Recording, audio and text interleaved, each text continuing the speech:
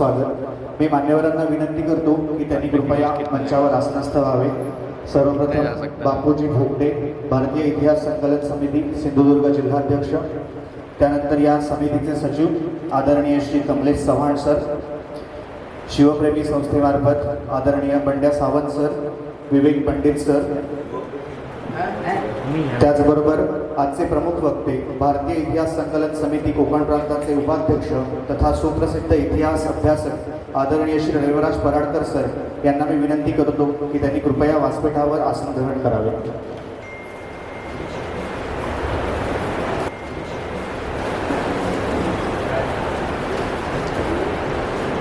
प्रतिपक्षचंद्रलेखे व वर्धिष्णुर्विश्ववंदिता शाहस्नो शिवस्य शा मुद्रा भद्राय राजते। एकदा जोरदार जय जयकार करूया, बोला जय भवानी। उपस्थित मान्यवर इतिहास प्रेमी आदरणीय उमेश सर, तुम्हालाही विनंती आहे की कृपया आसनस्थ व्हावे। उपस्थित मान्यवर इतिहास प्रेमी शिवभक्त बंधू भगिनी आणि माझ्या युवा मित्र मैत्रिणींनो, आपणा सर्वांचे सहर्ष स्वागत आहे। भारतीय इतिहास संकलन समिती कोकण प्रांत आयोजित इतिहास कथा या व्याख्यानमालेच्या पहिल्या पर्वातील तिसऱ्या गोष्टीमध्ये शिवरायांची युद्धनीती भाग 2 हे व्याख्यान ऐकण्यासाठी आपण इथे सर्व एकत्र जमलो आहोत। छत्रपती शिवाजी महाराज हे प्रखर हिंदुत्ववादी हिंदवी स्वराज्याचे संस्थापक होते आणि त्यांच्या युद्धनीतीतून राष्ट्रनिष्ठा, नेतृत्व, नियोजन आणि स्वाभिमानाचे अमूल्य धडे आपल्याला नेहमीच मिळत असतात। मी सर्व मान्यवरांचे शब्दसुमनाने स्वागत करतो।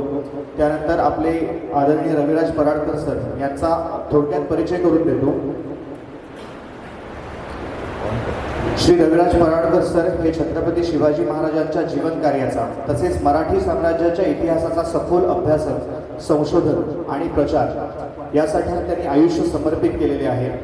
एक मान्यवर इतिहास अभ्यासक, संशोधक आणि व्याख्याते आहे। भारतीय आयुर्विमा महामंडळात सहाय्यक विभागीय व्यवस्थापक म्हणून कार्यरत राहून त्यांनी प्रशासकीय जबाबदाऱ्या आणि ऐतिहासिक साधना यांचा सुंदर समन्वय साधला आहे। वाणिज्य पदवी, इन्शुरन्स इन्स्टिट्यूटची असोसिएट पदवी, इतिहास विषयातील MA आणि मुंबई विद्यापीठातील PhD संशोधन अशी त्यांची शैक्षणिक वाटचाल त्यांचा अभ्यासपूर्ण, शिस्तबद्ध आणि संशोधननिष्ठ व्यक्तिमत्वाचे द्योतक आहे। वयाच्या 16व्या वर्षापासून त्यांनी शिवचरित्र आणि मराठ्यांचा इतिहासाच्या प्रचारासाठी कार्य सुरू केले। गड किल्ल्यांची पदभ्रमंती, ऐतिहासिक वस्तू, वास्तू, दस्तावेज आणि ग्रंथांचा अभ्यास, शैक्षणिक सहली, शिबिरे, चर्चासत्रे आणि जनजागृती उपक्रम यांच्या माध्यमातून त्यांनी इतिहास जनमानसात रुजवण्याचे कार्य केले। 1994 साली रायगडावर शिवराज्याभिषेक दिनोत्सवाची परंपरा निर्माण करणारे हे त्यांचे अत्यंत महत्त्वपूर्ण कार्य असून त्यांनी 2006 पर्यंत या उत्सवाचे नेतृत्व केले व शिवभक्तांना विशेष आदर संपादन केला। त्यानंतर 2006 साली माढा येथे विठ्ठल महोत्सव सुरू करून 2015 पर्यंत या लोकसांस्कृतिक उपक्रमाचे नेतृत्व देखील केले।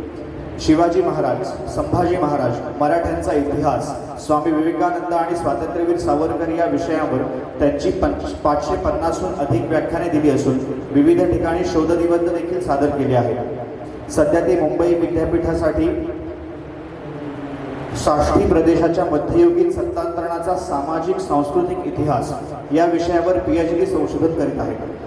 शिवराज्याभिषेकाच्या 350 वर्षानिमित्त साप्ताहिक विवेकमध्ये प्रसिद्ध झालेली शिवकल्याण राजा ही 17 लेखांची लेखमाला तसेच महाराष्ट्र शासनाच्या तंत्रशिक्षण व कौशल्य विकास संचालनालयाच्या अभ्यासक्रमासाठी लिहिलेले प्रकरण हे त्यांच्या संशोधनात्मक योगदानाचे द्योतक आहे। देशातील कानपूर, बडोदा, राजकोट, आणंद, वडानगर आणि परसूर कुतपुरा येथील शैक्षणिक संस्थांमध्ये त्यांनी अभ्यासपूर्ण मार्गदर्शन केले आहे। 2025 साली भारताच्या सर्वोच्च न्यायालयाच्या झालेल्या पहिल्या शिवजयंती सोहळ्यात प्रमुख व्यक्ती म्हणून त्यांनी भाषण केले असून त्यांच्या कार्याच्या गौरवार्थ भोसले मिलिटरी स्कूल अमृत महोत्सवी वर्षी रायगडावर त्यांनी सैनिकी मानवंदना दिली आहे। ते शिवराज्याभिषेक दिनोत्सव समिती दुर्गराज रायगडाचे संस्थापक व माजी अध्यक्ष असून भारतीय इतिहास संकलन समिती कोकण प्रांताचे विद्यमान उपाध्यक्ष आहेत। त्यांच्या संकल्पनेतून बोरिवली येथे इतिहास कट्टा हा इतिहासप्रेमींसाठी संवादाचा अभिनव उपक्रम सुरू झाला आहे, ज्यामुळे इतिहास अभ्यासक, संशोधन आणि रसिक यांच्यात बौद्धिक देवाणघेवाणीसाठी चालना मिळाली। इतिहासाबरोबरच नाट्य दिग्दर्शन, कला दिग्दर्शन, चित्रकला, शिल्पकला, रांगोळी, कविता, लेखन आणि स्तंभालेख या विविध कला क्षेत्रांमध्ये त्यांचे सक्रिय योगदान असून त्यांचे व्यक्तिमत्व बहुआयामी सांस्कृतिक जाणीवांनी समृद्ध असे आहे. आपण सर्वांनी टाळ्यांच्या गजरात सरांचं स्वागत करूया. नमस्कार. भारतीय इतिहास संकलन समिती कोकण प्रांत सिंधुदुर्ग जिल्हा, समस्त शिवप्रेमी मंडळ सिंधुदुर्ग जिल्हा, सावंतवाडी मराठा संस्थान मुंबई आणि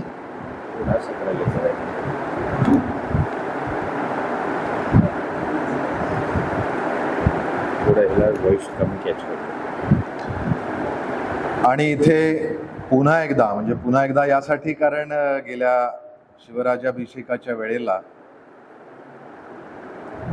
मला खूप घाईने जायला लागलं, त्यामुळे तुम्हा सगळ्यांची भेट घ्यायची राहिली. पण म्हणून मग पुन्हा एकदा तुम्हा सगळ्यांच्या भेटीसाठी सुद्धा इथे उपस्थित आहे. याच वास्तूमध्ये आपण शिवराजाभिषेकाचा सोहळा आपण रंगवला होता आणि त्याचे पडसाद फक्त कुडाळमध्ये नाही तर जवळजवळ महाराष्ट्रभरात पोचले, कारण मला बऱ्याच लोकांनी फोन करून तसं सांगितलं. आणि या सगळ्याचं यश हे तुमच्यापैकी प्रत्येकाचं आहे. ज्यांनी तो सोहळा निर्माण करण्यासाठी म्हणून अथक परिश्रम घेतले त्या माझ्या सगळ्या भावंडांचं, आणि प्रत्यक्ष त्याच्यात सहभागी होऊन ज्यांनी त्या भूमिका रंगवल्या त्या सर्व कुडाळवासियांचं मी सर्वप्रथम मनापासून अभिनंदन करतो. याच्यासाठी कारण एका ध्यासाने आपण सुरू गोष्ट करतो, पण ती पूर्ण करण्यासाठी सगळ्यांची एकच अशी, ज्याला आपण म्हणूया की एका पातळीवर सगळ्यांच्या ध्वनी लहरी, मनाच्या लहरी या एकत्र झाल्या पाहिजेत. आणि त्या जर लहरी एकत्र झाल्या, निष्ठा जर एकच झाली, तर मग असं काहीतरी अद्भुत आपण करू शकतो. आज शिवरायांची आपण जे पर्व सुरू केलं आहे छत्रपती, त्या छत्रपतीमध्ये पहिला भाग आहे शिवकल्याण राजा, अर्थात शिवाजी महाराजांवरची व्याख्यानं चालू आहेत. आणि मी अगदी पहिल्या व्याख्यानातच सांगितलं होतं की मी महाराजांच्या प्रसंगांपेक्षा, त्यांच्या चमत्कारांपेक्षा, त्यांच्या नाट्यमयी प्रसंगाचं ज्याचं आपल्याला नेहमीच आकर्षण आहे, अशा प्रसंगांपेक्षा त्यांची नीतिमत्ता काय आहे, त्यांचे विचार कसे होते, त्यांच्या कृतीतून आपल्याला काय प्रेरणा मिळते, आणि अशा पद्धतीने आपण त्यांनी निर्माण केलेल्या विविध अंगांचा अभ्यास आपण या सगळ्या महिन्यांमध्ये घेणार आहोत. नीती अर्थात ती शिवरायांची नीती. त्यामुळे आपण राजनीतीवरती प्रकाश टाकला, युद्धनीतीतल्या पहिल्या भागात आपण आरमारावर प्रकाश टाकला, आता युद्धनीतीतला दुसरा भाग, आणि खरं आज कौतुक सोहळा आहे म्हणून मी या युद्धनीतीतल्या भागाला 2 भागांमध्ये मी विभागले. त्याच्यामुळे आज मी युद्धनीतीतल्या दुसऱ्या गोष्टीमध्ये पहिला भाग सादर करणार आहे, ज्याला आपण युद्ध म्हणतो, आणि त्याच्यानंतर त्याच्या पुढच्या महिन्यात तारीख इथल्या मंडळाने ठरवावी, पण मी 29 ऑगस्ट सजेस्ट केलेली आहे. महिन्याचा अखेर आहे बहुतेक कुठलाही, कारण आता सणासुदांचे दिवस चालू होतील, पण त्या दिवशी मोकळा आहे. त्या दिवशी आपण युद्धनीतीचा दुसरा भाग ऐकूया. तुम्ही सगळेजण हे फक्त राजाभिषेकामध्ये आपण सहभागी झालो, आपण खूप अद्भुत काम केलं, ते निश्चितच स्पृहणीय आहे, कौतुकास्पद. पण त्यापेक्षा मला अधिक कौतुक आहे ती म्हणजे तुमची शिवभक्ती आणि शिवरायांवरची निष्ठा. आणि त्या निष्ठेने जर तुम्ही या सगळ्या व्याख्यानांना यायला लागलात, आपल्या मित्रमंडळींना घेऊन यायला लागलात कुडाळमध्ये, की बाबा महिन्यातून एकदा आपल्याला काहीतरी चांगलं शिवाजी महाराजांच्याबद्दल प्रेरणा घेणारं, अशी माहिती मिळणार आणि ती सत्य माहिती मिळणार आहे, आणि त्या माहितीतून आपल्याला काहीतरी शिकायला मिळणार आहे, हे जर सगळं तुम्हाला वाटलं, ते वाटावं असं माझा आग्रह आहे. आणि ते जर वाटलं तर ते करोनी प्रकटावे, म्हणजे असं म्हणतात की आपण थेट केलं पाहिजे. तर तसं तुम्ही त्याचा प्रचार प्रसार करावा, जेणेकरून इतिहास कट्टा हा अधिक लोकांपर्यंत आपण यातले संस्कार घेऊन जाऊ. सुरुवात करणार आहे मी शिवरायांच्या युद्धनीतीतला दुसरा भाग. आपण पहिल्याच्यात आरमार बघितलं, आता मूळ लढाई आपण बघणार आहोत. साधारण काल आता मी एका शाळेत गेलो होतो. मी कोकण प्रांत सिंधुदुर्ग जिल्ह्याचे सचिव आहेत कमलेश. त्यांना असं म्हटलं होतं की ज्या महिन्यात मी प्रत्येक महिन्यात एकदा येतो, पण मी शक्यतो 2 दिवस येतो, शनिवार रविवार. तर तुम्ही त्यानिमित्ताने इथल्या शाळा, कॉलेज किंवा तत्सम कुठल्याही संस्थांच्या बरोबर टायअप करून जर माझ्या वेळेचा जर तुम्ही सदुपयोग केला तर अधिक लोकांपर्यंत, विद्यार्थ्यांपर्यंत, सगळ्यांपर्यंत शिवाजी महाराजांचा इतिहास पोचेल. आणि अशा प्रकारे हे जर काम झालं तर माझ्या प्रवासाचा सुद्धा खऱ्या अर्थाने ते सफल संपूर्ण झालं असं होईल. कालच मी त्या वायरी भूतनाथ या गावात गेलो होतो मालवणमधल्या, आणि तिथल्या रेकोबा विद्यालयातल्या मुलांशी संवाद साधत होतो. आणि त्यांना मी असं म्हटलं की शिवाजी महाराज आपल्याला माहिती आहेत, पण शिवाजी महाराजांची जडणघडण कशी झाली, आणि तुम्ही तसा जर विचार केला तर तुमची जडणघडण कशी होऊ शकते. आणि त्या लहान मुलांच्या 5वी ते 10वीतली मुलं होती, त्यांच्यावर जो परिणाम झाला की त्यांना असं वाटायला लागलं की आपल्या धड्याच्या बाहेरचं काहीतरी, आपल्याला जे शिकता येत नाही अभ्यासक्रमात त्याच्या बाहेरचं काहीतरी असं ज्या वेळेला त्यांना मिळालं, त्यावेळेला तो आनंद हा खऱ्या अर्थाने माझाही आनंद देऊन गेला. असं वेगवेगळ्या लोकांशी बोलताना शिवचरित्राची ही पताका, ही ब्रह्मध्वजा जर आपण सर्वत्र जर फडकावत चाललो तर एक सुदृढ भारताच्या पिढ्यांच्या निर्मितीचा आपण खऱ्या अर्थाने साक्षीत घेऊ शकतो. विषयाला सुरुवात करतो. शिवरायांची युद्धनीती. आपण आरमार बघितलं, आता आपण लढाया. काल आम्ही जात असताना गाडीमध्ये आमचा एक कार्यकर्ता इथला शिवम हा सारथ्य करत होता आणि माझी मुलं. तर त्यांना मी असं म्हटलं की शिवाजी महाराजांचं युद्धशास्त्र जर तुम्हाला 2 वाक्यात सांगायचं असेल तर काय सांगाल? ते बराच वेळ विचार करत होते, इकडचं तिकडचं. त्यांनी खूप काही काही सांगितलं, पण माझी व्याख्या अजून आली नाही आणि मी त्यांना अजूनही सांगितली नाही त्या प्रवासात. मी म्हटलं उद्याच कळेल तुम्हाला. मी बघत होतो की एवढ्या वेळात ते व्याख्या करू शकतायत का. आपल्याला माहिती आहे ना, लहानपणापासून आपण ऐकलेलं आहे शिवाजी महाराजांच्या लढाई माहिती, आपल्याला अफजल खान वध माहिती आहे, प्रतापगडचं युद्ध माहिती आहे, कारतलब खानाची लढाई माहिती आहे, उंबरकिंडीची. आपल्याला शाहिस्तेखानाची बोटं कापली, लाल महालावरचा छापा माहिती आहे, आपल्याला सुरतेच्या लुटी माहिती आहेत, आपल्याला बसरूर लुटलं खाली त्याची आपण आरमारी स्वारी बघितलेली आहे. अशा कितीतरी लढाया ज्याला आपण मैदानी युद्ध म्हणतो, प्राचीन पारंपरिक, त्या मैदानी युद्धात सुद्धा मराठे लढले. आणि शिवाजी महाराजांच्या नावावरती 2 मोठ्या मैदानी युद्धांची नोंद झाली, ती म्हणजे साल्हेरची लढाई आणि वणी दिंडोरीची लढाई. असं असताना सुद्धा, एवढ्या लढाया सगळ्या माहीत असताना सुद्धा आपल्याला असं वाटतं की शिवाजी महाराजांचं युद्धशास्त्र म्हणजे गनिमी कावा. हो ना? सगळ्यात पहिल्यांदा म्हणजे गनिमी कावा हा शब्द त्या सगळ्या गोष्टीला ज्या आपल्या मनात येतात त्याला न्याय देणारा नाही. तो सगळ्याच युद्धाला वापरावा जाऊ शकतो. गनीम या शब्दाचा अर्थ, फारसी शब्द आहे गनीम, त्याचा अर्थ आहे शत्रू. आणि कावा हा सुद्धा फारसी शब्द आहे, त्याचा अर्थ आहे डावपेच. मग जर शत्रू बरोबर लढताना वापरायचे सगळे डावपेच जर गनिमी काव्यात येत असतील तर ते सगळ्या लढायांसाठी वापरलं पाहिजे, हो की नाही? मग आपण नाही, गनिमी कावाचं आमच्या महाराजांनी जे तंत्र विकसित केलं ते म्हणजे छापा तंत्र. म्हणजे थेट जाऊन डायरेक्ट अटॅक करायचा, पटकन लचके तोडायचे आणि पळत सुटायचं, जेरीस आणायचं. ही जी काही एक आपण युद्धशैली बघतो, ती युद्धशैली म्हणजे गनिमी कावा असं आपल्याला वाटतं, पण ते तसं नाही. जगाच्या इतिहासामध्ये अनेक मोठे युद्ध नेते झाले, योद्धे झाले.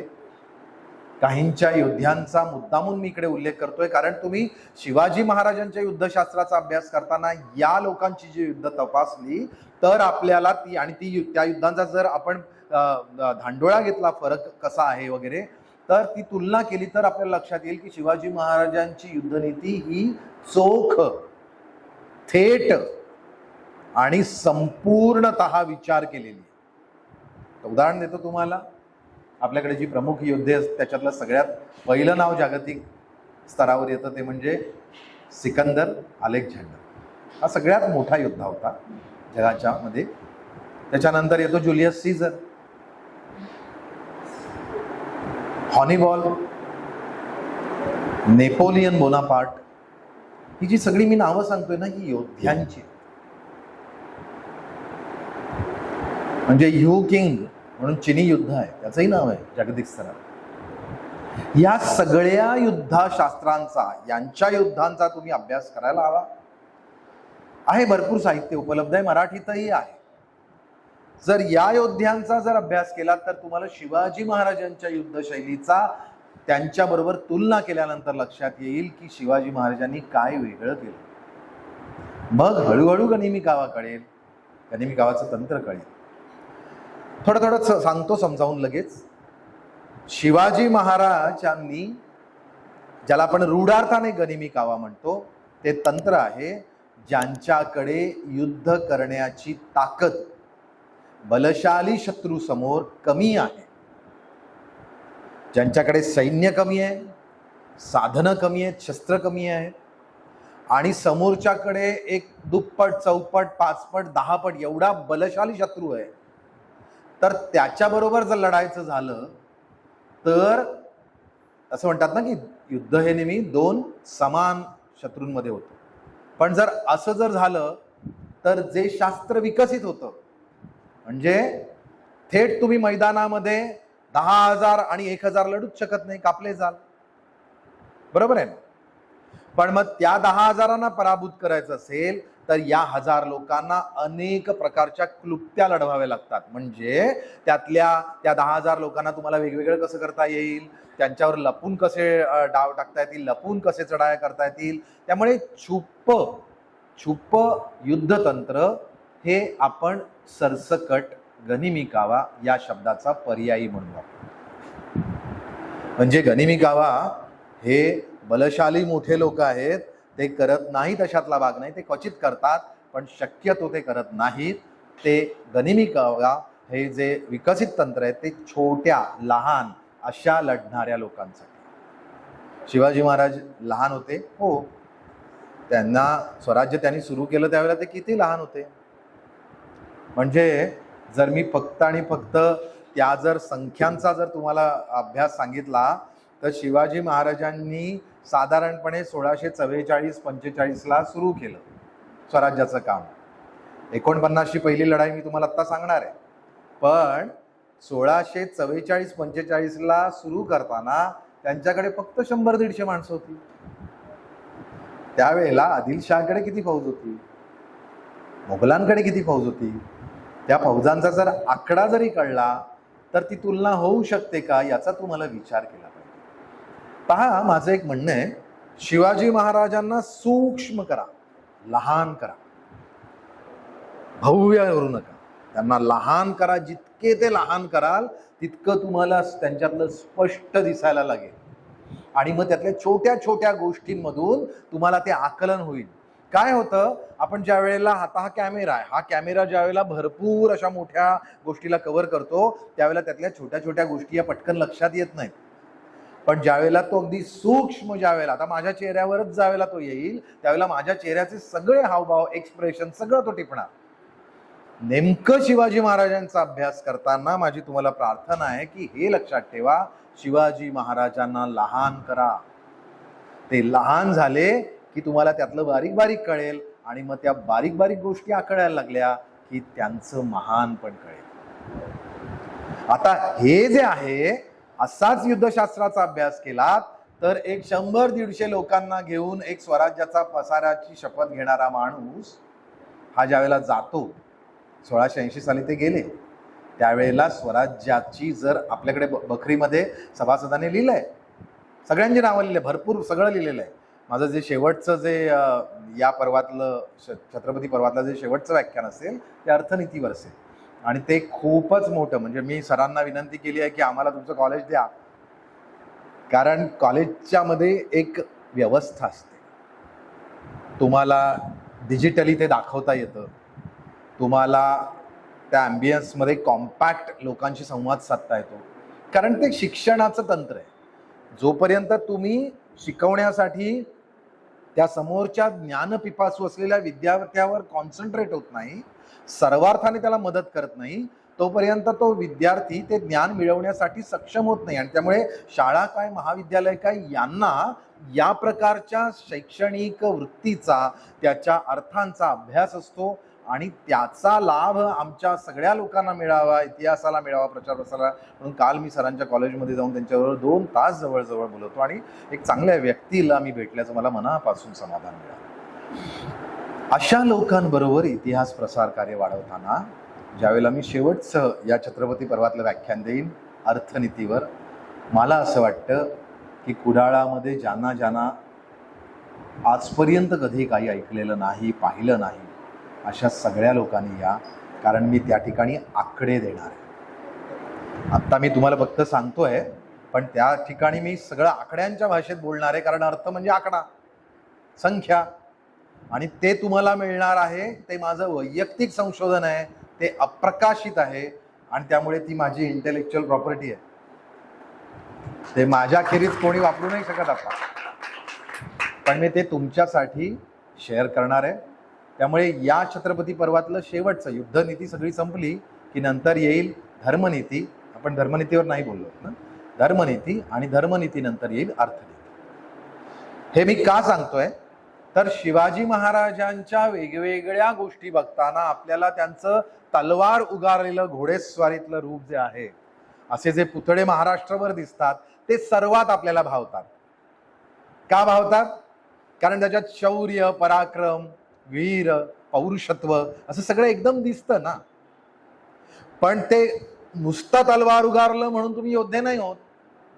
ती तलवार उगारायची का, कधी उगारायची, का उगारायची, या सगळ्याची नीतिमत्ता जर तुम्हाला थेट अभ्यासपूर्ण माहिती असेल तरच त्या तलवार उगारणीला आणि त्या तलवारीच्या मर्दुमकीला अर्थ आहे. त्यामुळे युद्धाचं सगळ्यात पहिलं महत्व आहे ते म्हणजे शास्त्र. युद्धशास्त्र या शब्दाचा अर्थ असा आहे, युद्ध का करायचं, कसं करायचं, कशासाठी करायचं, कशाने करायचं, या सगळ्याची नीतिमत्ता जी काळामध्ये कधीच बदलत नाही, ते म्हणजे युद्धशास्त्र. आता माझ्या मुलांना डेफिनेशन मिळाली, सोपी होती, तुम्हाला माहिती होती, पण तुम्हाला शब्दात मांडता नाही आली. तुम्ही इकडे तिकडे हलत राहिला. आपल्याला असं वाटायला लागलं की युद्धाचे डावपेच, अरे पण ते डावपेच येण्यासाठी, ते डावपेच का करायचे, कशासाठी करायचे आणि कसे करायचे याचा विचार म्हणजेच डावपेच ना.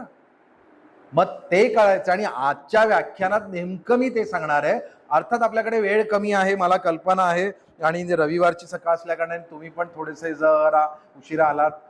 हळूहळू आता येत आहेत, काही यायला पाहिजे होते. मला असं वाटतं होतं माझ्या राजाभिषेकातले, माझ्या म्हणजे मी जो सोहळ्याचा हट्ट धरला होता आणि तुम्ही सगळ्यांनी तो माझा हट्ट पुरवला, त्या सोहळ्यातले सगळेच्या सगळे वीर जवान ज्यांनी पडद्यामागून आणि पडद्यावर काम केलं, त्या सगळ्यांची इथे जत्रा असेल.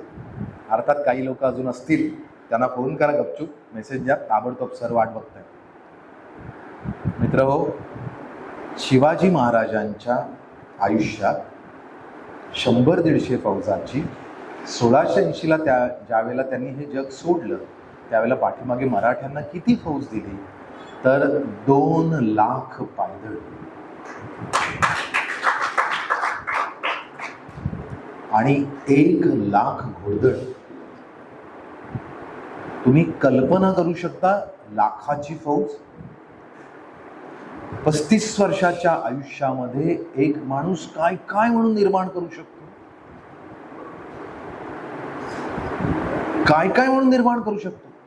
बरं, ते निर्माण करताना त्याचे परिश्रम, त्यांनी सगळ्यांना बांधलेलं असतं, सगळ्यांबरोबर चालतो, सगळ्यांचा विचार करतो, सगळ्यांसाठी निर्माण करतो.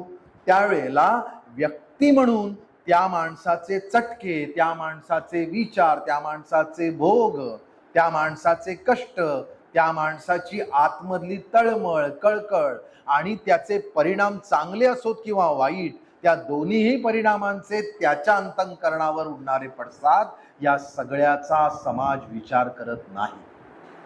आपल्याला दिसतं नेहमी ते फक्त एका दिव्य अशा प्रतिमेमध्ये ठेवलेलं त्या माणसाचं चित्र.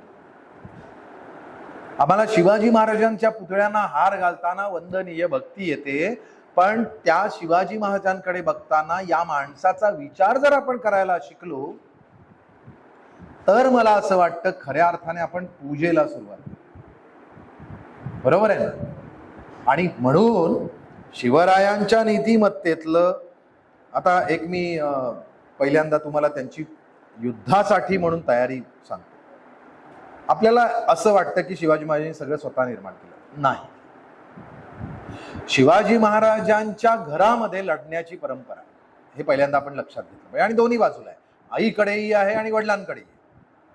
म्हणजे उद्या जर वैद्य दामलेंच्या घरात जर समजा सगळे वैद्य निर्माण झाले तर त्याचं कौतुक नाही, कारण ती परंपरा हजारो वर्षांपासून आहे.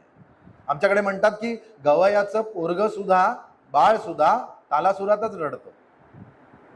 याचा अर्थ असा आहे की शिवाजी महाराजांच्या जेनेटिक्समध्ये युद्धशास्त्र हे आधी प्रवाहित आहे, हे आपण लक्षात घेतलं पाहिजे. त्यामुळे त्याचं संपूर्ण म्हणजे ते सगळं विकसितच त्यांनी केलं असं नाही म्हणायचं. ते विकसित करण्यासाठी शहाजी राजांची युद्धशैली आपण पहिल्यांदा अभ्यासली पाहिजे. आणि का सांगतो तुम्हाला? कारण अशी कितीतरी युद्ध आहेत शिवाजी महाराजांच्या आयुष्यातली जी एक्झॅक्ट रेप्लिका शहाजी राजांच्या युद्धाची आहे. म्हणजे आपल्या वडिलांनी कोणता डावपेच कोणत्या ठिकाणी कसा केला होता याचा अभ्यास करून ज्यावेळेला तोच डावपेच जिथे गरज आहे तिकडे मी वापरला तर तो अधिक सक्षमतेने आणि यश पावण्यासाठी वापरला जाऊ शकतो याची जाणीव ही शिवाजी महाराजांना होती. म्हणजे शिवाजी महाराजांनी शहाजी राजांच्या युद्धांचा सुद्धा अभ्यास केला होता. पण शिवाजी महाराज मुळातच अभ्यासू व्यक्तिमत्व असल्या कारणाने त्यांचा अभ्यास युद्धशास्त्राशी संबंधित असलेल्या शस्त्रांचा, खगोलाचा, भूगोलाचा, माणसांच्या मानसशास्त्राचा, सर्व प्रकारे परिस्थितीचा आणि त्या सगळ्या युद्धाचा परिणाम ज्यांच्यावर होणार आहे त्या रयतेचा म्हणजे समाजशास्त्राचा, ह्या सगळ्यांचा अभ्यास शिवाजी महाराजांचा पक्का होता. काय आहे, आपण युद्ध आता तुम्हाला माहिती आहे की आपण सध्या अनेक कोर्सेसमध्ये मॅनेजमेंटचे वेगवेगळे कोर्सेस आहेत, व्यवस्थापन. आता हे मॅनेजमेंटचे जेवढे कोर्सेस आहेत ना त्यातल्या सगळ्या टर्मिनॉलॉजी जर तुम्ही बघितल्या तर त्या टर्मिनॉलॉजी या बॅटल फील्डवरनं आलेल्या, वॉर प्रॅक्टिसमधनं आलेल्या सगळे. म्हणजे अगदी तुमचा जो स्वॅप अनालिसिस आहे तो सुद्धा वॉरमधनं आलेला. तुमची स्ट्रेंथ काय आहे, तुमची ताकद काय आहे, तुमच्याकडे कमतरता काय आहे, ह्या सगळ्याचा विचार तुम्हाला करायला लागतो. तुम्हाला संधी मिळते आहे का, मग मिळालेल्या संधीचं तुम्ही सोनं करणार का, त्या संधीचा तुम्ही कसा वापर करणार, या सगळ्यावरती युद्धशास्त्र तयार होतं. आणि हे सगळं शिवाजी महाराजांनी वापरलं आपल्या आयुष्यात. शिवाजी महाराजांनी किती लढाया केल्या, तर आता त्यांनी लढाया केल्या म्हणजे ते स्वतः लढले, त्यांचं सैन्य लढलं, त्यांचे सरदार लढले, त्यांनी अनेक मोहिमा केल्या. अशा साधारणपणे जर छोट्या मोठ्या सगळ्या लढाया जर घेतल्या तर साधारणपणे त्या 150च्या घरात जातात, छोट्या मोठ्या सगळ्या. आता काही न लढता गोष्टी केलेल्या आहेत त्या मी नाही त्याच्यात धरल्या. म्हणजे उदाहरणार्थ पहिला तोरणा किल्ला घेतला, लढलेच नाही, बेवसाऊ पडला होता, घेतला ताब्यात. ह्याच्यात जय आहे, विजय आहे, एखादी गोष्ट प्राप्त केली आहे, भूमी घेतलेली आहे, पण युद्ध झालंय का, नाही. मग ते मी लढाईत नाही पकडलं. पुरंदरचा किल्ला हा ताब्यात घेतला, त्याही वेळेला युद्ध झालं नाही. तर शिवाजी महाराजांनी न लढता बरेच युद्ध केले. अफजल खानाचा वध केल्यानंतर पुढच्या 18 दिवसात 15 किल्ले ताब्यात घेतले, न लढता मिळवले. मग त्यांच्या लढाया मी नाही मोजल्या. म्हणजे अशांची जर संख्या जोडायची झाली तर ती किती जाईल. आपण एवढ्या सगळ्या जर लढाया सांगायला लागलो तर तुम्ही म्हणाल की सर आमचा कौतुक सोहळा बाजूला राहिला, तुम्ही आज दिवसभर बोलत राहा, उद्या बोलूया, परवा बोलूया. मित्र, मला 8 दिवस लागतील शिवाजी महाराजांच्या सगळ्या लढाया समजायला. आपल्याकडे तेवढा वेळ नाही.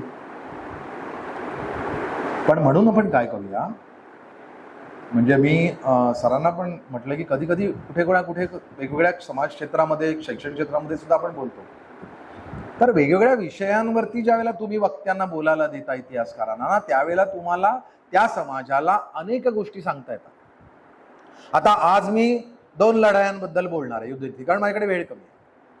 आणि त्या दोन्ही लढाया तुम्हाला, त्यातली एक लढाई बहुतेक फार डिटेल माहिती नाहीये, पण एक लढाई नक्की माहिती आहे. ती माहिती असलेली लढाई आहे अफजल खान वध. पण तरी सुद्धा मी तुम्हाला सांगतो, तुम्हाला ती लढाई माहित नाही, कारण तुम्हाला प्रतापगडचं युद्ध म्हणजे अफजल खानाचा कोथळा काढला एवढं एकच चित्र माहिती आहे. तुमच्यापैकी किती लोक प्रतापगडाला गेले आहेत? काय 25 लोक फक्त? एवढी संख्या कमी? सिंधुदुर्ग जिल्हा इतिहास संकलन समिती घेऊन चलाय ना प्रतापगडावर सगळ्यांना. मी येतो. आणि प्रतापगडावर नुसतं फिरवू नका, प्रतापगडाच्या दऱ्या खोऱ्यांमधून फिरवा जिथे ते युद्ध रंगलं. मी तुम्हाला तिकडे ते युद्ध समजावीन जे आपण सांगणार. याचं कारण आहे, आणि जोपर्यंत पूर्ण शरीर माझं चालू आहे, सगळीकडे फिरतोय, तोपर्यंत याचा फायदा घ्या. कारण शरीर माझ्या हातात नाही. आता मीही जातोय हळूहळू प्रवास करत साठीकडे. मग नंतर फक्त आणि फक्त आम्हाला लिखाणावर काम, कारण जिथे शरीर थांबतं मग तिकडे समाजाला देण्यासाठी आता काय, मग चला आता डोक्यातलं सगळं लिहून काढा, ते समाजाला द्या, म्हणजे त्याच्यावर पुढच्या पिढ्या काम करतील. असं होतं शेवटी प्रत्येक अभ्यासकाचं, लेखकाचं, वक्त्याचं. ते माझ्याही बाबतीत होणार आहे. मी काही वेगळा नाही. हजारो लोकांचं झालं ते माझंही होईल. पण मग मी आता जोपर्यंत फिरतोय तोपर्यंत आपलं काही ना काही बघून घ्या. याचं कारण तुम्ही प्रतापगडावर गेलं पाहिजे. फक्त आणि फक्त महाबळेश्वराच्या डोंगराला किंवा महाबळेश्वराच्या सुंदर अशा परिसराला, तिथे छान छान जे म्हणून छान छान दिसतं, आपल्याला आवडतं, तेवढंच बघू नका. लेकमध्येच फिरू नका. फक्त आणि फक्त तिथली थंडीमध्ये अजून काही काही उपभोगू नका. प्रतापगड बघा. आणि तो प्रतापगड नुसता बघू नका, जगा. कारण शिवाजी महाराजांनी, आज आता आपण युद्धनीतीतलं पहिलं घेतो की युद्धनीती, स्ट्रॅटेजी, युद्धशास्त्र वेगळं, नीती वेगळी. शास्त्र is a concept, it's a science. आणि इट्स अ सायन्स ही बृहत टर्म आहे, ती खूप मोठी टर्म आहे, त्याची व्याप्ती खूप मोठी आहे, त्याच्यात अनेक गोष्टी येतात. नीती ही स्ट्रॅटेजी आहे आणि ती विशिष्ट असते. एका वेळेला, एका ठिकाणी, एका पद्धतीने वापरलेली स्ट्रॅटेजी म्हणजे ती नीती.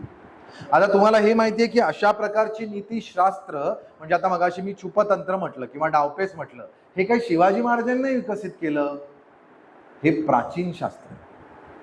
तुम्ही जर विदुर नीतीमध्ये किंवा त्याच्याही पलीकडे सर्वात डिटेलिंग आहे ते म्हणजे कौटिल्याचं अर्थशास्त्र.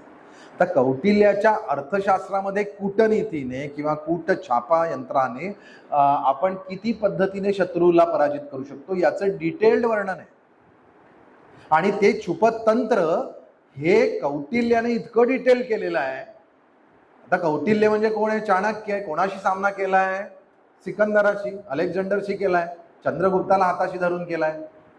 आणि तुम्हाला हे मी सांगतो की चंद्रगुप्त किंवा मौर्य हे पराजित नाही करू शकलाय. लोकांचा गैरसमज आहे. चंद्रगुप्त मौर्याला अलेक्झांडर सिकंदर परास्त करू शकला नाही.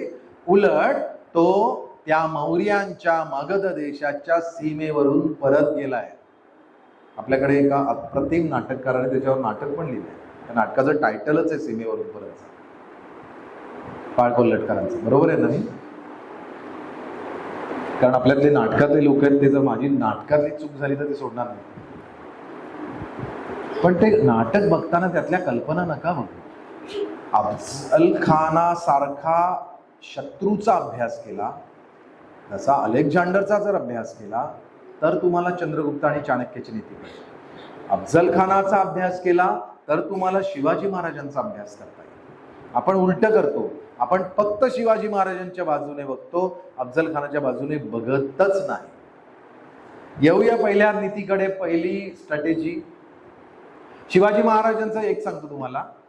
शिवाजी महाराजांनी कोणतीही स्ट्रॅटेजी, कुठल्याही लढाईची स्ट्रॅटेजी रिपीट केली नाही.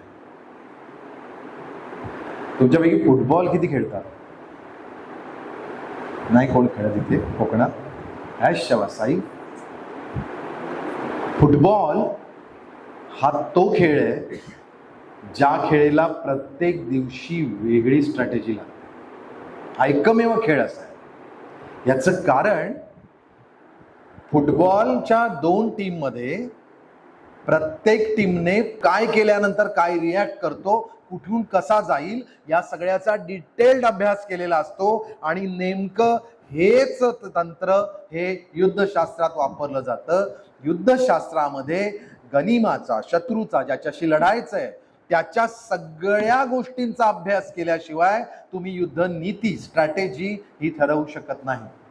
म्हणजे शिवाजी महाराजांना आता एक लक्षात घ्या, शिवाजी महाराजांची पहिली लढाई आहे फतेखानाची स्वारी. आता ही लढाईच्या वेळेला त्यांचं वय काय आहे तुम्हाला कल्पना नाही आहे की एवढं मोठं युद्ध आहे ते. तुम्ही पुरंदर किती लोकांनी बघितलंय? कोणीतरी बघितलंय, मला बरं वाटतं. आता किती लोकांनी बघितल्यापेक्षा कोणीतरी बघितलंय हे पण मला आता सांग. तोही फार सुंदर किल्ला आहे. त्याच्या बाजूचा प्रदेश आहे सासवड, जिथून आता सोपान काकांची पालखी गेली, जेजुरी, ज्याच्या खालून ती पालखी गेली. तो जो पालखीचा जो पॅटर्न आहे किंवा मार्ग आहे, त्या मार्गात ही लढाई झालेली आहे फतेखानाची. बेलसर, सासवड, पुरंदर या परगण्यात केली. आता शिवाजी महाराजांनी तोरणा घेतला, राजगडावर तिकडे काहीतरी धन मिळालं, ते राजगडावरती वापरलं, राजगडावर चालू केला. 12 मावळं ताब्यात घेतली आहेत, त्या मावळ्यातले काही किल्ले घेतले आहेत. सगळ्यात आदिलशहाचा धक्का म्हणजे कोंढाणा म्हणजे सिंहगड हाही घेतला. आता कोंढाणा घेतल्यानंतर मात्र आदिलशाह वैतागला. आता हा जो शिवाजी महाराजांचे जे प्राथमिक किल्ले आहेत, तो जो मुलूक आहे त्याचा इन्चार्ज, त्या परगण्याचा इन्चार्ज कोण आहे? तो आहे मियाँ अमीन. हा कुठे बसलेला आहे? हा शिरवळला बसलेला आहे. सुभान मंगळ नावाची गडी आहे तिकडे. गडी म्हणजे एक छोटा कोट किल्ला आहे, मोठा किल्ला नाहीये, भुईकोट आहे. आणि तो साधा आहे म्हणजे मातीचा आहे. तर त्याच्या ठिकाणी त्या सगळ्या परगण्याचा महसूल, त्या सगळ्याचा मालक म्हणण्यापेक्षा ऍडमिनिस्ट्रेटर ऑफिसर कोण आहे? तर तो आहे मियाँ अमीन. आणि हा अमीन सुभान मंगळला बसलाय. आता याच्याकडे शिवाजीने तोरणा घेतला, शिवाजी महाराजांनी हे घेतला, शिवाजी महाराजांनी घेतला. रोज बातम्यात आहेत, तो तडपडतोय की अरे आदिलशहाचे सरदार असलेले शहाजीराजे, त्यांचा मुलगा शिवाजी हा आता बंड करायला उठलेला आहे, हा किल्ले बळकावतोय आणि त्याला आपण थांबवू शकत नाही. मुळात मियाँ अमीन स्वतः घाबरट होता. तो समोरासमोर येऊन शिवाजी महाराजांना काही करत नव्हता. मग तो काय करत होता? तो सारखा आपला पत्रावर पत्र लिहितोय विजापूरला. बरं, त्यावेळेला विजापूरच्याकडे वेगळंच चाललेलं आहे. काय चाललेलं आहे? एकतर म्हणजे समोर मोगल जे आहेत, निजामशाही या दोघांनी मिळून म्हणजे आदिलशाह आणि मोगल या दोघांनी मिळून निजामशाही संपवली, निजामशाहीचा मुलूक वाटून घेतला. पण हे झालं म्हणजे आता हे दोघं जण मित्र आहेत असं नाही घडलं ना.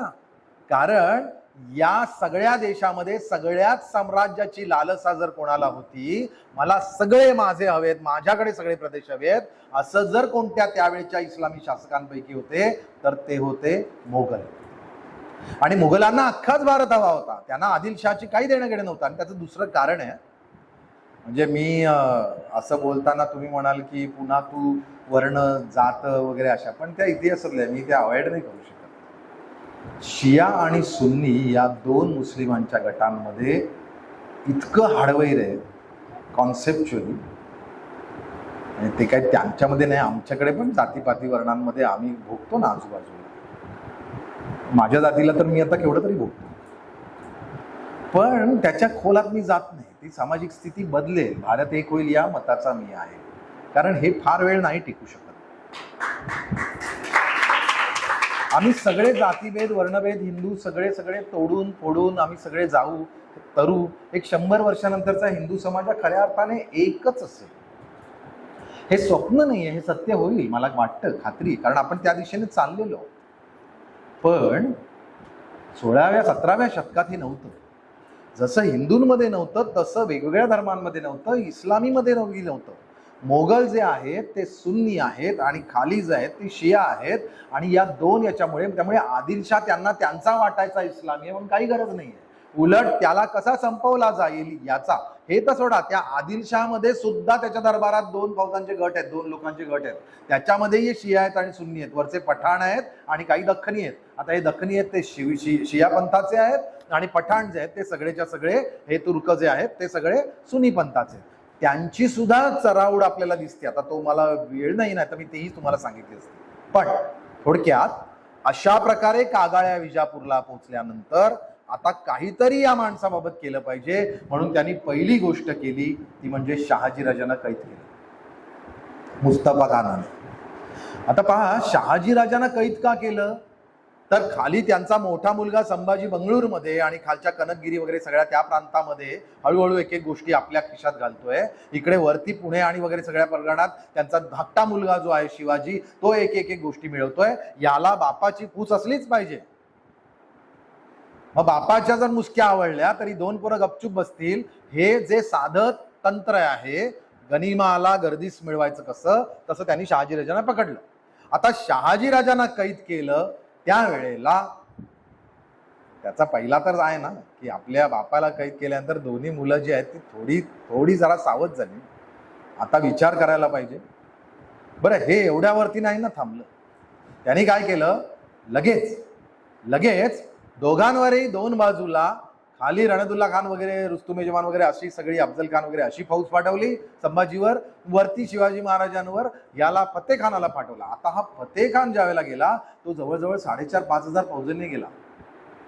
म्हणजे त्याच्यात लढाऊच फौज जवळजवळ 3.5 होती.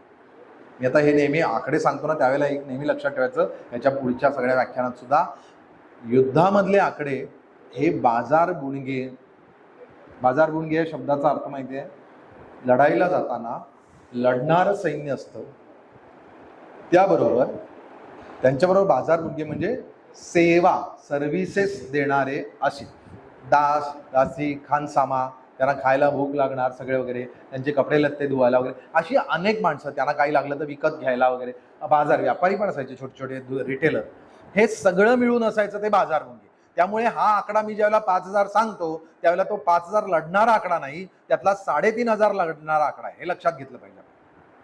म्हणजे तरी सुद्धा 3,500 आहे. बरं, या वेळेला शिवाजी महाराजांकडे किती सैन्य आहे, तर आता 44-45 पासून ते 48-49 पर्यंत हे 48चं युद्ध आहे. शिवाजी महाराज 18 वर्षाचे होते. 18 वर्षाच्या या काळात संपूर्ण हे युद्ध जे आहे ना, हे एकाच माणसाच्या डोक्यातून उतरले आहे, ते म्हणजे छत्रपती शिवाजी. त्या सगळ्या युद्धाची सगळी स्ट्रॅटेजी कोणाकडूनही सल्ला न घेता, कोणाबरोबर सल्ला मसलत न करता, आपल्या सगळ्या लोकांना ती स्ट्रॅटेजी, नीती, डावपेच तो समजवून, तो पॅटर्न समजवून, तो त्यांच्याकडून ऍक्टिव्ह करून इम्प्लिमेंट करून घेणं, त्याचं एक्झिक्युशन करून घेणं, हे इतकं जबरदस्त काम 18 वर्षाच्या शिवाजी महाराजांनी केलं. आणि म्हणून ही जी बेलसरची लढाई किंवा सासवडची लढाई किंवा पुरंदरची लढाई, अशा तिन्ही नावाने ओळखली जाणारी जी लढाई आहे फतेखानाची स्वारी, ती स्वारी ही यासाठी महत्वाची ठरते कारण ती शिवाजी महाराजांनी अत्यंत कमी वयात, कमी अनुभवात, कारण शिवाजी महाराजांबरोबर शहाजीराजांची मोठी मोठी माणसं होती, पण त्यांच्याकडनं देखील ते युद्ध करून घेऊ शकत होते, पण नाही केलं. आता ही मी पटकन स्ट्रॅटेजी सांगतो की काय आहे ही स्ट्रॅटेजी, काय आहे युद्धशास्त्रातली. त्यांनी फतेखानाचा निश्चित अभ्यास केला. किती माणसं आहेत, 5,000 आहेत. किती आहेत, 3,500 लढणार आहेत. बरं, हे कशासाठी येतोय तर तो येतो आहे सुभान मंगळ जो आहे शिरवळचा किल्ला, ज्याला आता ज्यांनी शिवाजी महाराजांनी जाऊन एके दिवशी गेला आणि दटावले, त्या मिया अमीनला कानफाटात मारलं, बाहेर काढलं आणि स्वतः घेतला किल्ला. फार लढले नाही, किल्ला घेतला. बरं, तो किल्ला म्हणजे भुईकोट किल्ला, त्याला फारसं महत्व नाही हे शिवाजी महाराजांना माहिती होतं. त्यांनी फक्त कशासाठी तर त्या मुलकात जो वचवच करतोय सतत, त्याला 2 मिनिटात गप्प करण्यासाठी म्हणून ही मूव होती. आणि ही मूव, या मूवचे परिणाम काय आहेत बघा, की ही एक जी मोहीम आहे सुभान मंगळ घेण्याची, छोटी मोहीम आहे, अगदी 100-150 लोकांनी घेतली आहे, फारशी लढाईच झाली नाहीये, ते पळत सुटलेले आहेत. अशा अवस्थेने काय झालं, याच्या विजापूरला पोचल्या की परगणा जो महसूलचा जो गडी आहे ती गेली. म्हटल्यानंतर हा माणसाची पॉवर वाढलेली आहे. ती पॉवर केवढी वाढलेली आहे हा संबंध नाही आहे, पण माहिती गेली की भरपूर पॉवर झालेली. बऱ्याच वेळेला तुम्ही किती ताकदवान आहात ते सत्य वेगळं असतं आणि तुम्ही किती ताकदवान आहात असं लोकांना वाटणं हे सुद्धा तुमच्या युद्धनीतीचा भाग असतो. मुसलमान इस्लामी रेकॉर्ड्समध्ये तर मी जात नाही, त्यांच्यात तर शिवाजी महाराजांची वर्णनं ज्या पद्धतीने केली आहेत की शिवाजी महाराजांना उडता येतं, शिवाजी महाराजांना गुप्त होता येतं. शिवाजी महाराज गुप्त कसे होतात? गुटखा खाऊन गुप्त होतात. म्हणजे शिवाजी महाराज गुटखा खाऊन गुप्त होतात की नाही मला माहित नाहीये. आत्ता मी मात्र किती लोक गुटखा खाऊन गुप्त झालेले बघितले. असे आणि कितीतरी आहेत की त्यांना बरेच हात आहेत, अचानक रूप बदलतात, ते मनाच्या वेगाने दुसरीकडे अपिअर होतात. म्हणजे एका ठिकाणी आहेत, त्यांच्या मनाला आलं तर ते दुसऱ्या ठिकाणी प्रकट होतात. आणि तुम्हाला हास्यास्पद वाटेल हे किंवा हसाल तुम्ही, पण हे त्यांच्या ऑफिशियल रेकॉर्ड्समध्ये फारसी. तुम्हाला फारसी वाचता येत नाही म्हणून, नाहीतर मी पानं दाखवली असती. इकडे बघा हे काय लिहिलंय. अशा पद्धतीने स्वतःच्या गनिमांच्या शत्रूच्या मनामध्ये एक भीती निर्माण करणं हे भीतीचं लक्षण आहे ना. हे शिवाजी महाराजांबद्दल असलेल्या भीतीचं लक्षण आहे. आणि तशी भीती त्या अमीनला पण होती. आता फतेह खान ज्या वेळेला गेलाय त्यावेळेला हा किस जाड की पत्ती आहे, याला मी बघून घेईन, याचा बापाला तिकडे अडकवलेला आहे, आता याला काय करेल हा वगैरे, असा तोही थोडासा फुशारलेला होता. पण ही फुशारकी वरवरची होती. ज्या अर्थी याने पटापट एवढे किल्ले घेतलेत आणि एवढ्या लोकांना मारलंय, त्या अर्थी हा माझ्यावर आला तर मला काय करायचंय याचाही फतेह खान विचार करत होता की. आपण काय होतो, शिवाजी महाराजांच्या नीतिमत्तेचा विचार करतो, पण समोरचा शत्रू पण नीती ठरवतच असतो ना, तो पण स्ट्रॅटेजी ठरवत असतो. त्यावेळेला त्याच्या स्ट्रॅटेजीचा जर विचार केला आणि दोनांच्या स्ट्रॅटेजीचा विचार केला तर मग यश ज्याच्या पारड्यात गेलं त्याची कारण आपल्याला मांडता येतात. शिवाजी महाराजांचं एकच आहे की शिवाजी महाराजांनी असं नाही आहे की कधी चुका नाही केल्या. त्या स्ट्रॅटेजी काही कधी चुकल्या आहेत, पण चुकल्यानंतर त्या प्रत्येक चुकीला शिवाजी महाराजांनी कधीही रिपीट केलेलं नाही. आणि आयुष्यातलं हे एक मोठं सत्य आहे की तुम्ही चुकणार माणसं आहात, तुम्हाला मर्यादा आहेत. पण जर त्या चुकांमधून आपण शिकलं नाही आणि ती चूक पुन्हा कधी करायची नाही आणि ती होऊ दिली नाही तरच ते यशस्वी जीवनाची वाटचाल आहे. शिवाजी महाराजांनी फतेह खानाच्या स्वारीसाठी त्यांचं मावळ आहे, त्या मावळात तो येणार आहे. तो तिकडनं बारामती इंदापूरच्या बाजूने आला, विजापूरकडनं निघून. आता तो येणार पुण्याच्या दिशेने, तर तो पुण्यात आला, घुसला, मावळात घुसला तर काय होईल?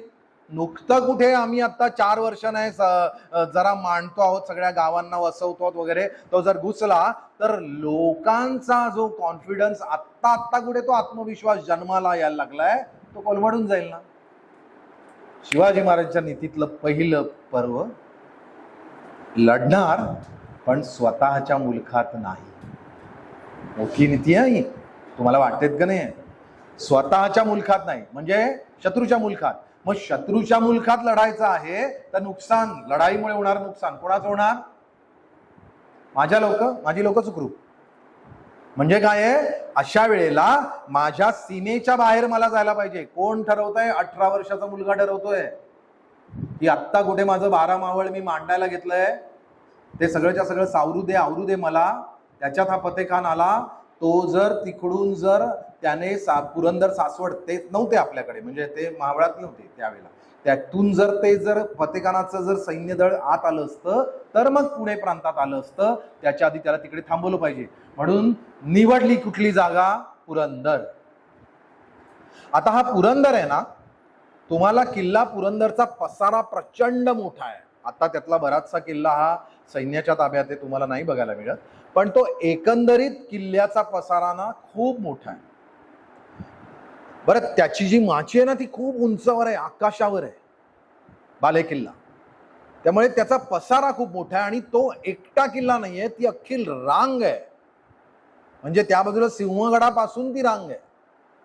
पुरंदर त्या किल्ल्यांच्या दुर्गांच्या माळेतला एक किल्ला आहे. त्यामुळे तो जर पडला तर ती अख्खी माळ पण धोक्यात येऊ शकते. हा सगळा अभ्यास शिवाजी महाराजांनी केलेला आहे. सिंहगड आलेला आहे, त्यालाही वाचवायचं आहे, कारण पुरंदर जर गेला. म्हणून मग काय केलं, आता हे महत्वाचं आहे, हे आपण शिकायला पाहिजे शिवाजी महाराजांना. आता या पुरंदरचे किल्लेदार आहेत महादेव निळकंठ देसाई. आता हे बुजुर्ग आहेत, शहाजीराजांची त्यांची मैत्री आहे, खूप वयोवृद्ध आहेत. ते किल्लेदार आहेत, पिढीजात किल्लेदार आहेत. त्यांची 4 मुलं आहेत, त्या 4 मुलं आपापसात भांडतायत भरपूर. आपल्याकडे काय होतं सांगतो तुम्हाला, कुटुंबामध्ये ज्या वेळेला भावंड भांडतात ना, त्यावेळेला त्या घराचं नुकसान होतं आणि शेजाऱ्याचा फायदा. आपल्याला जितके म्हणून भावंड पण घरातही जपता येत असेल तर जपावं. त्याच्यासाठी थोडं कमी कधी कुणं अधिक होतं, पण ते व्हावं. पण जर नाती जपली तर त्याचा फायदा दुसऱ्यांना घेता येतो, तुमच्यातल्या भावबंधाचा. शिवाजी महाराजांनी देसायांच्या मध्ये चाललेल्या भावबंधनीचा फायदा घेतला. नीती आहे, कूटनीती आहे. पहिलं काय आहे, फतेखान जो आहे तो त्या पुरंदर किल्ल्याच्या, मला त्या पंचक्रोशीत युद्ध लढवायचं आहे, पुरंदर किल्ला आदिलशाहचा आहे, माझा नाही आहे, त्याच्या ताब्यात आहे, आदिलशाहचा सरदार आहे, लढाई आदिलशाह बरोबर आहे. किल्ला कुठला, पुरंदर, कोणाचा, आदिलशाहचा. मी घेतला. कसा घेतला? घेतला नाही. महादेव काकांना, काका म्हणायचे, वडिलांचे मित्र, थोडं फतेखान येतोय, थोडं युद्ध करायचंय. काय बोलले बाबा, इतिहासात आम्हाला कागदपत्र नाही मिळत, पण ते काहीतरी बोलले असतील. या महादेवरावांनी, या देसायांनी तो पुरंदर किल्ला शिवाजी महाराजांच्या 1000 लोकांना राहायला दिला. त्यांच्याकडे फार शिवण्य होती, दिला. फतेखान आला, फतेखानाने बेलसरला छावणी दिली. मागे करा नदी वाहते, त्या करा नदीने विपुल पाणी आहे.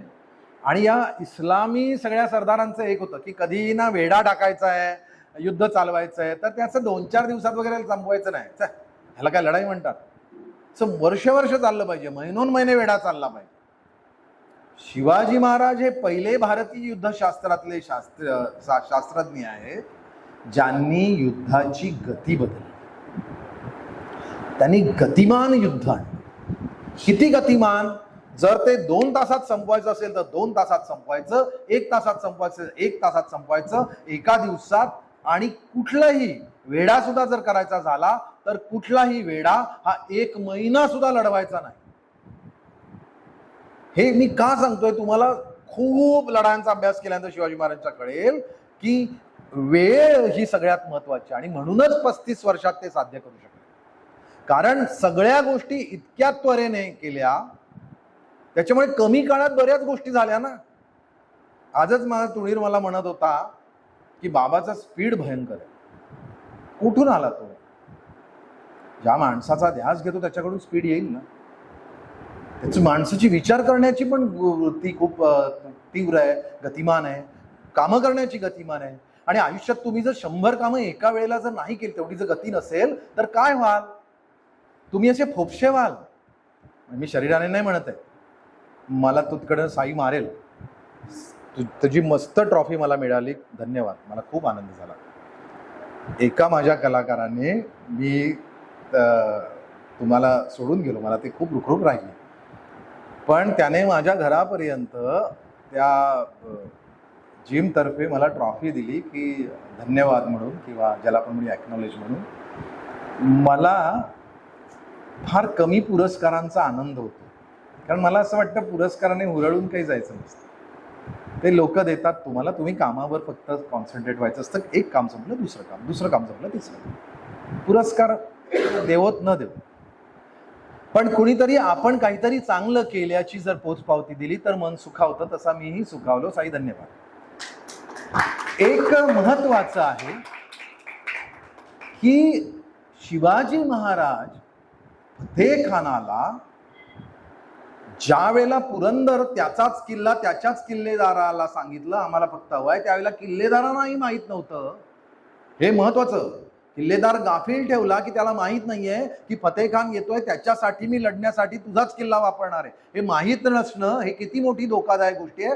पण एवढं गुपित ठेवलं गेलं म्हणजे जी काही हजाराची जी माणसं लढायला म्हणून सगळी कामं करायला ठेवलेली होती, त्यांच्यामध्ये निष्ठा काय असली पाहिजे. एक माणसाच्याकडून एक वाक्य फुटलं असतं तर सगळा प्लॅन जो ठरलेला होता तो सगळ्याच्या सगळा नामशेष झाला असता. नाही झालं. आणि ही जी एक ज्याला म्हणतो ना की लोकांच्या मध्ये गुप्तता पाळवण्याचा सुद्धा कॉन्फिडन्स हा निर्माण केला पाहिजे, तो शिवाजी महाराज केला. फतेखान आला, आता प्लॅन ठरवला. काय ठरवला? पहिल्यांदा सुभान मंगळ घेतला. सुभान मंगळ गेला. लगेच ही बातमी ज्या वेळेला फतेखानाला कळली तो चडपडला, तो लगेच तापला. तो म्हणाला सुभान मंगळ कसा गेला? म्हणून त्याने काय केलं, बाळाजी हैबतरावाबरोबर 1,500 लोक स्वतःचे देऊन टाकले. पटकन जा आणि सुभान मंगळ घे. तो बाळाजी हैबतराव सुभान मंगळाच्या किल्ल्याच्या त्या गडीच्या छोट्याशा किल्ल्याच्या दरवाजात पोहोचतोय. मराठ्यांनी नुसतं इकडे तिकडे त्याला उलकावणी दिला, आवाज दिला. सगळे किल्ले पाठच्या दरवाजाने इकडनं तिकडनं उड्या टाकून निघून गेले, लढलेच नाही. तुम्ही नीतिमत्ता बघा, लढलेच नाहीत, किल्ला दिला. म्हणजे तो किल्ला घेतला कशासाठी होता? तर हे लोक येणार आणि इकडे त्याचे फतेखानाचे 1,500 सैन्य कमी होणार. विचार करा, त्यातले 1,000-1,500 इकडे आले, तिकडे कमी झाले. 3,500 लोकांमधले जर 1,500 इकडे आले, तिकडे कमी उरले की नाही? आता तिकडे 2,000 उरले ना. 1,000ची फौज आहे महाराजांकडे. ती जर लढायची आहे तर समोरच्या माणसाची काहीतरी ताकद कमी कमी करत आणलं पाहिजे. हा जो अभ्यास आहे ना, ही स्ट्रॅटेजी. अशा प्रकारे समोरच्या माणसाची बलस्थानं कुठली आहे, त्या बलाला डायव्हर्ट केलं, डिवाइड केलं तर ते कसं कसं वेगळं लढवता येईल याच्याबद्दलचा विचार. किती मोठं प्लॅनिंग असलं पाहिजे. हे लोक इकडनं गेले, सुभान मंगळ तिकडे गेला, सुभान मंगळ त्यांनी खाली केला. ते बाळाजी हैबतराव खुश, त्यांनी लगेच मस्त पार्ट्या बिरट्या झोडायला सुरुवात केली. या बाजूला इकडे ते लोक तिकडनं जे पळाले ते पुन्हा पुरंदर मध्ये आले. पुरंदरच्या किल्ल्यामध्ये काय रात्री खलबत व्हायची ती व्हायची. सकाळी उठले आणि थेट डायरेक्ट बेलसरला फतेखानाच्या छावणीवरती हल्ला केला. बाजी पासलकर 65 वर्षाचा माणूस, तो हल्ला केला. त्या फतेखानाच्या लढाईत तो मारला गेलाय, पण तिकडे आला काय उत्साह किती या लोकांचा असणार. आपण आपल्या शिवराजाभिषेकामध्ये सर्जेराव बाजी जेधे पात्र दिलं होतं. ते बाजी जेधे इथे लढले. ही सगळी माणसं गेली सकाळी 7-8च्या सुमारास. अजून तेवढे ते बेसावध होते, पण तरी सुद्धा फतेखानाचे सगळे सैन्य लढाऊ होतं, त्याच्याकडे शस्त्रविस्त्र सगळी होती. एक साधारण अर्ध्या तासाच्या मारामारीनंतर सगळे सावध झाले, लढायला उतरले. लढाई झाली. आता या लढाईमध्ये ही लढाई किती लोकांनी केली? तर शिवाजी महाराजांनी फक्त 500-600 माणसंच सोडली होती. 300-400 स्वतः किल्ल्यामध्ये ताज्या दमाचे ठेवले होते. यांनी काय केलं, हे गेले, हल्ला केला. दोन्ही बाजूने तुंबळ लढाई झाली. इकडनं मारामारी, तिकडनं मारामारी, तिकडनं मारामारी. इकडचेही काही माणसं मेले, तिकडचेही काही माणसं मेले. ह्याच लढाईमध्ये सगळ्यात महत्वाची घडली ते म्हणजे झेंडा, निशाण ज्याला म्हणतो. त्या निशाणाचा घोडा जो होता मराठ्यांचा, त्या निशाणाच्या घोड्याच्या वरती हल्ला झाला. तो घोड्यावरचा घोडेस्वार पडला, ते निशाण खाली येणार. कसं असतं, युद्ध होत असताना सगळे जे सैनिक लढत असतात ना, त्यावेळेला ते काही बघत असतात. आपल्या नेत्याकडे बघतात, निशाणाकडे बघतात. नेता जोपर्यंत जिवंत आहे आणि निशाण जोपर्यंत जीवन आहे तोपर्यंत त्यांचा कॉन्फिडन्स असतो, ते लढत असतात. ज्या क्षणी नेता खाली पडला आणि निशाण पडलं की त्यांचा कॉन्फिडन्स असतो तो तुटतो. ते युद्ध पळापळी होते. ते त्याच्यामध्ये आत्मविश्वास गमावलेलं सैन्य लढू शकत नाही. पानिपतावर नेमकं हे झालं. भव्य युद्ध आहे ते, कधी सांगेन. पण त्यातला एक भाग जो आहे ते म्हणजे नेता ज्या वेळेला पडतो त्यावेळेला, कारण ती भूमी जी आहे, ते अख्खं युद्ध जे आहे त्याचं नेतृत्व कोणाकडे आहे? तर ते नेतृत्व विश्वासरावांकडे आहे ना, नानासाहेबांच्या मुलाकडे आहे. तर विश्वास ज्या क्षणाला पडला त्या क्षणाला सगळी चित्रसूत्र बदलली. मग भाऊ एकटे पडले. असंच काहीस या वेळेला होणार, पण तसं नाही घडलं. बाजूला सर्जेराव जेधे होता बाजी. तो बाजी जेधे धावत सुटला. त्याने घोडा काय स्पीडला, आपल्याला कॅमेराने कधीतरी हे युद्ध जर बघून ठेवा तुम्ही, जर कधी युद्ध वगैरे असं जर फ्रेम मध्ये आणता आलं वगैरे, किती स्पीडने आला असेल तो, काही अंतरावर असेल. तो झेंडा खाली पडायच्या आत त्यांनी हाताने पेलला. त्या घोडेस्वाराला स्वतःच्या मांडीवर घोड्यावर घेतला आणि तो वरती धरून एकट्याने तो दौडत दौडत त्याने रणमैदान सोडलं. ते सोडताना प्लॅन दुसरा होता, तो त्या फतेखानालाही कळला नाही. तो ज्यावेळेला निघाला, उरलेली मराठ्यांची फौज लगेच निघाली. हे सगळे हैदोस जल्लोष, आता आम्ही जिंकलो म्हणून ते पाठीमागे धावत सुटले. पुढे आले मराठे. किल्ल्यामध्ये पुरंदरच्या निघून गेले. हे सगळे आपले आले आणि खाली बसले. आता मुसेखानाला फतेखानाने समोर ठेवला, स्वतः माघारी राहिला. आता पुरंदरला मी सोडत नाही, हे आतमध्ये आहेत ना, या शिवाजीला आणि त्याच्या फौजेला मी कापून काढेन. काय झालं, ते ज्यावेळेला चढायला सुरुवात केली मुसेखान आणि त्याच्या आता ही मुळात थकलेली आहे फौज जी पाठलाग करत आलेली आहे. त्या थकलेल्या अवस्थेत पुरंदरचा चढ चढतायत. माणसाच्या शरीराची, मनाची आणि वेळेची दुपार झालेली आहे. आता हे सकाळी 7-8ला होतं, एवढी सगळी बाचाबाची झाली. आता 12 वाजायला आले आहेत. 12 वाजता चढायला केला. जा बरं पुरंदरला, आत्ताही जा. 12 वाजता चढायला ना, घाम घाम डोळ्यासमोर अंधेरी येते. शरीराचं, निसर्गाचं शास्त्र, भूगोल हे सगळं शिवाजी महाराज अख्खा प्लॅन ठरवताना करतात. काय कल्पना करू शकता तुम्ही युद्धनीतीच्या रेंजची, त्याची खोली किती असेल विचारांची. ते मुसेखान लढायला लागला, तो म्हणजे ते चढायला लागले तर काय केलं, वरच्या मराठ्यांनी सगळं जय्यत तयारीत होते. आता हे असं होणार हेही माहिती होतं. त्यांनी वरनं दगड, धोंडे, विटा जे काय मिळेल ते टाकायला सुरुवात केली. त्यांना आता समोरून मारायला लागल्यानंतर ते मागे हटायला लागले, पुन्हा चढायला लागले. हे सगळे असा थोडीशी बाचाबाची करत त्यांना अजून मारत मारत थकवलं. आणि ज्या वेळेला ती चढाईची फौज थकली पूर्णपणे, त्यावेळेला थेट पुरंदराचे दरवाजे उडून तिकडून 400-500 जण पटकन खाली आले आणि समोरासमोर मारले. पहिला मुसेखानाला मारला आणि एका मागोमाग त्यांचे सगळे सरदार पडायला लागले. फतेखान मागच्या मागे पळत सुटला. केवळ 1000 लोकांनी 2 ठिकाणी स्वतःला वाटून वेळ आणि काळाचं आणि जागेचं योग्य वापर करून फतेखानाची लढाई, पुरंदरची लढाई फक्त आणि फक्त आदल्या दिवशी 1.5 तास आणि दुसऱ्या दिवशी 5 तास एवढ्या वेळात संपवली. संपूर्ण फत्ते, विजय झाला. विजय नक्की होणार हे ठरवलेलं आहे. प्रतापगडचं युद्ध जे आहे त्यावेळेला अफजल खान मारणारच हे आधी ठरलेलं आहे. तो कशाही प्रकारे गेलाच नसता हे ठरवलेलं आहे. मग प्रतापगडच्या आता एक लक्षात घ्या, फतेखानाची स्वारी झाली, फतेखान पळाला, सगळंच्या सगळं, पण नुसता पळाला नाही ना, तो पळत गेला. पण शिवाजी महाराजांकडे त्याचे 300-400 लोक जिवंत सापडले. आता सैन्य कसं असतं, त्यांना शेवटी जीव घातला ना, आता मग आम्ही तुमच्या बाजूने लढतो. 300 लोक थेट आले ना सैनिक. त्याशिवाय हत्ती मिळाले, घोडे मिळाले, खजिना मिळाला, सगळं मिळालं. एक लढाई ही प्रत्येक वेळेला केवळ माणसांना जिंकवत नसते, त्याच्याबरोबर त्या युद्धामधलं जे जे असतं ते सगळं अस्तंगत होतं आणि ते सगळं शिवाजी महाराजांना मिळालं. याच्याने काय अजून एक राजकारण करायचं. नीतिमत्ता, युद्ध हे 2 पातळीवर असतं.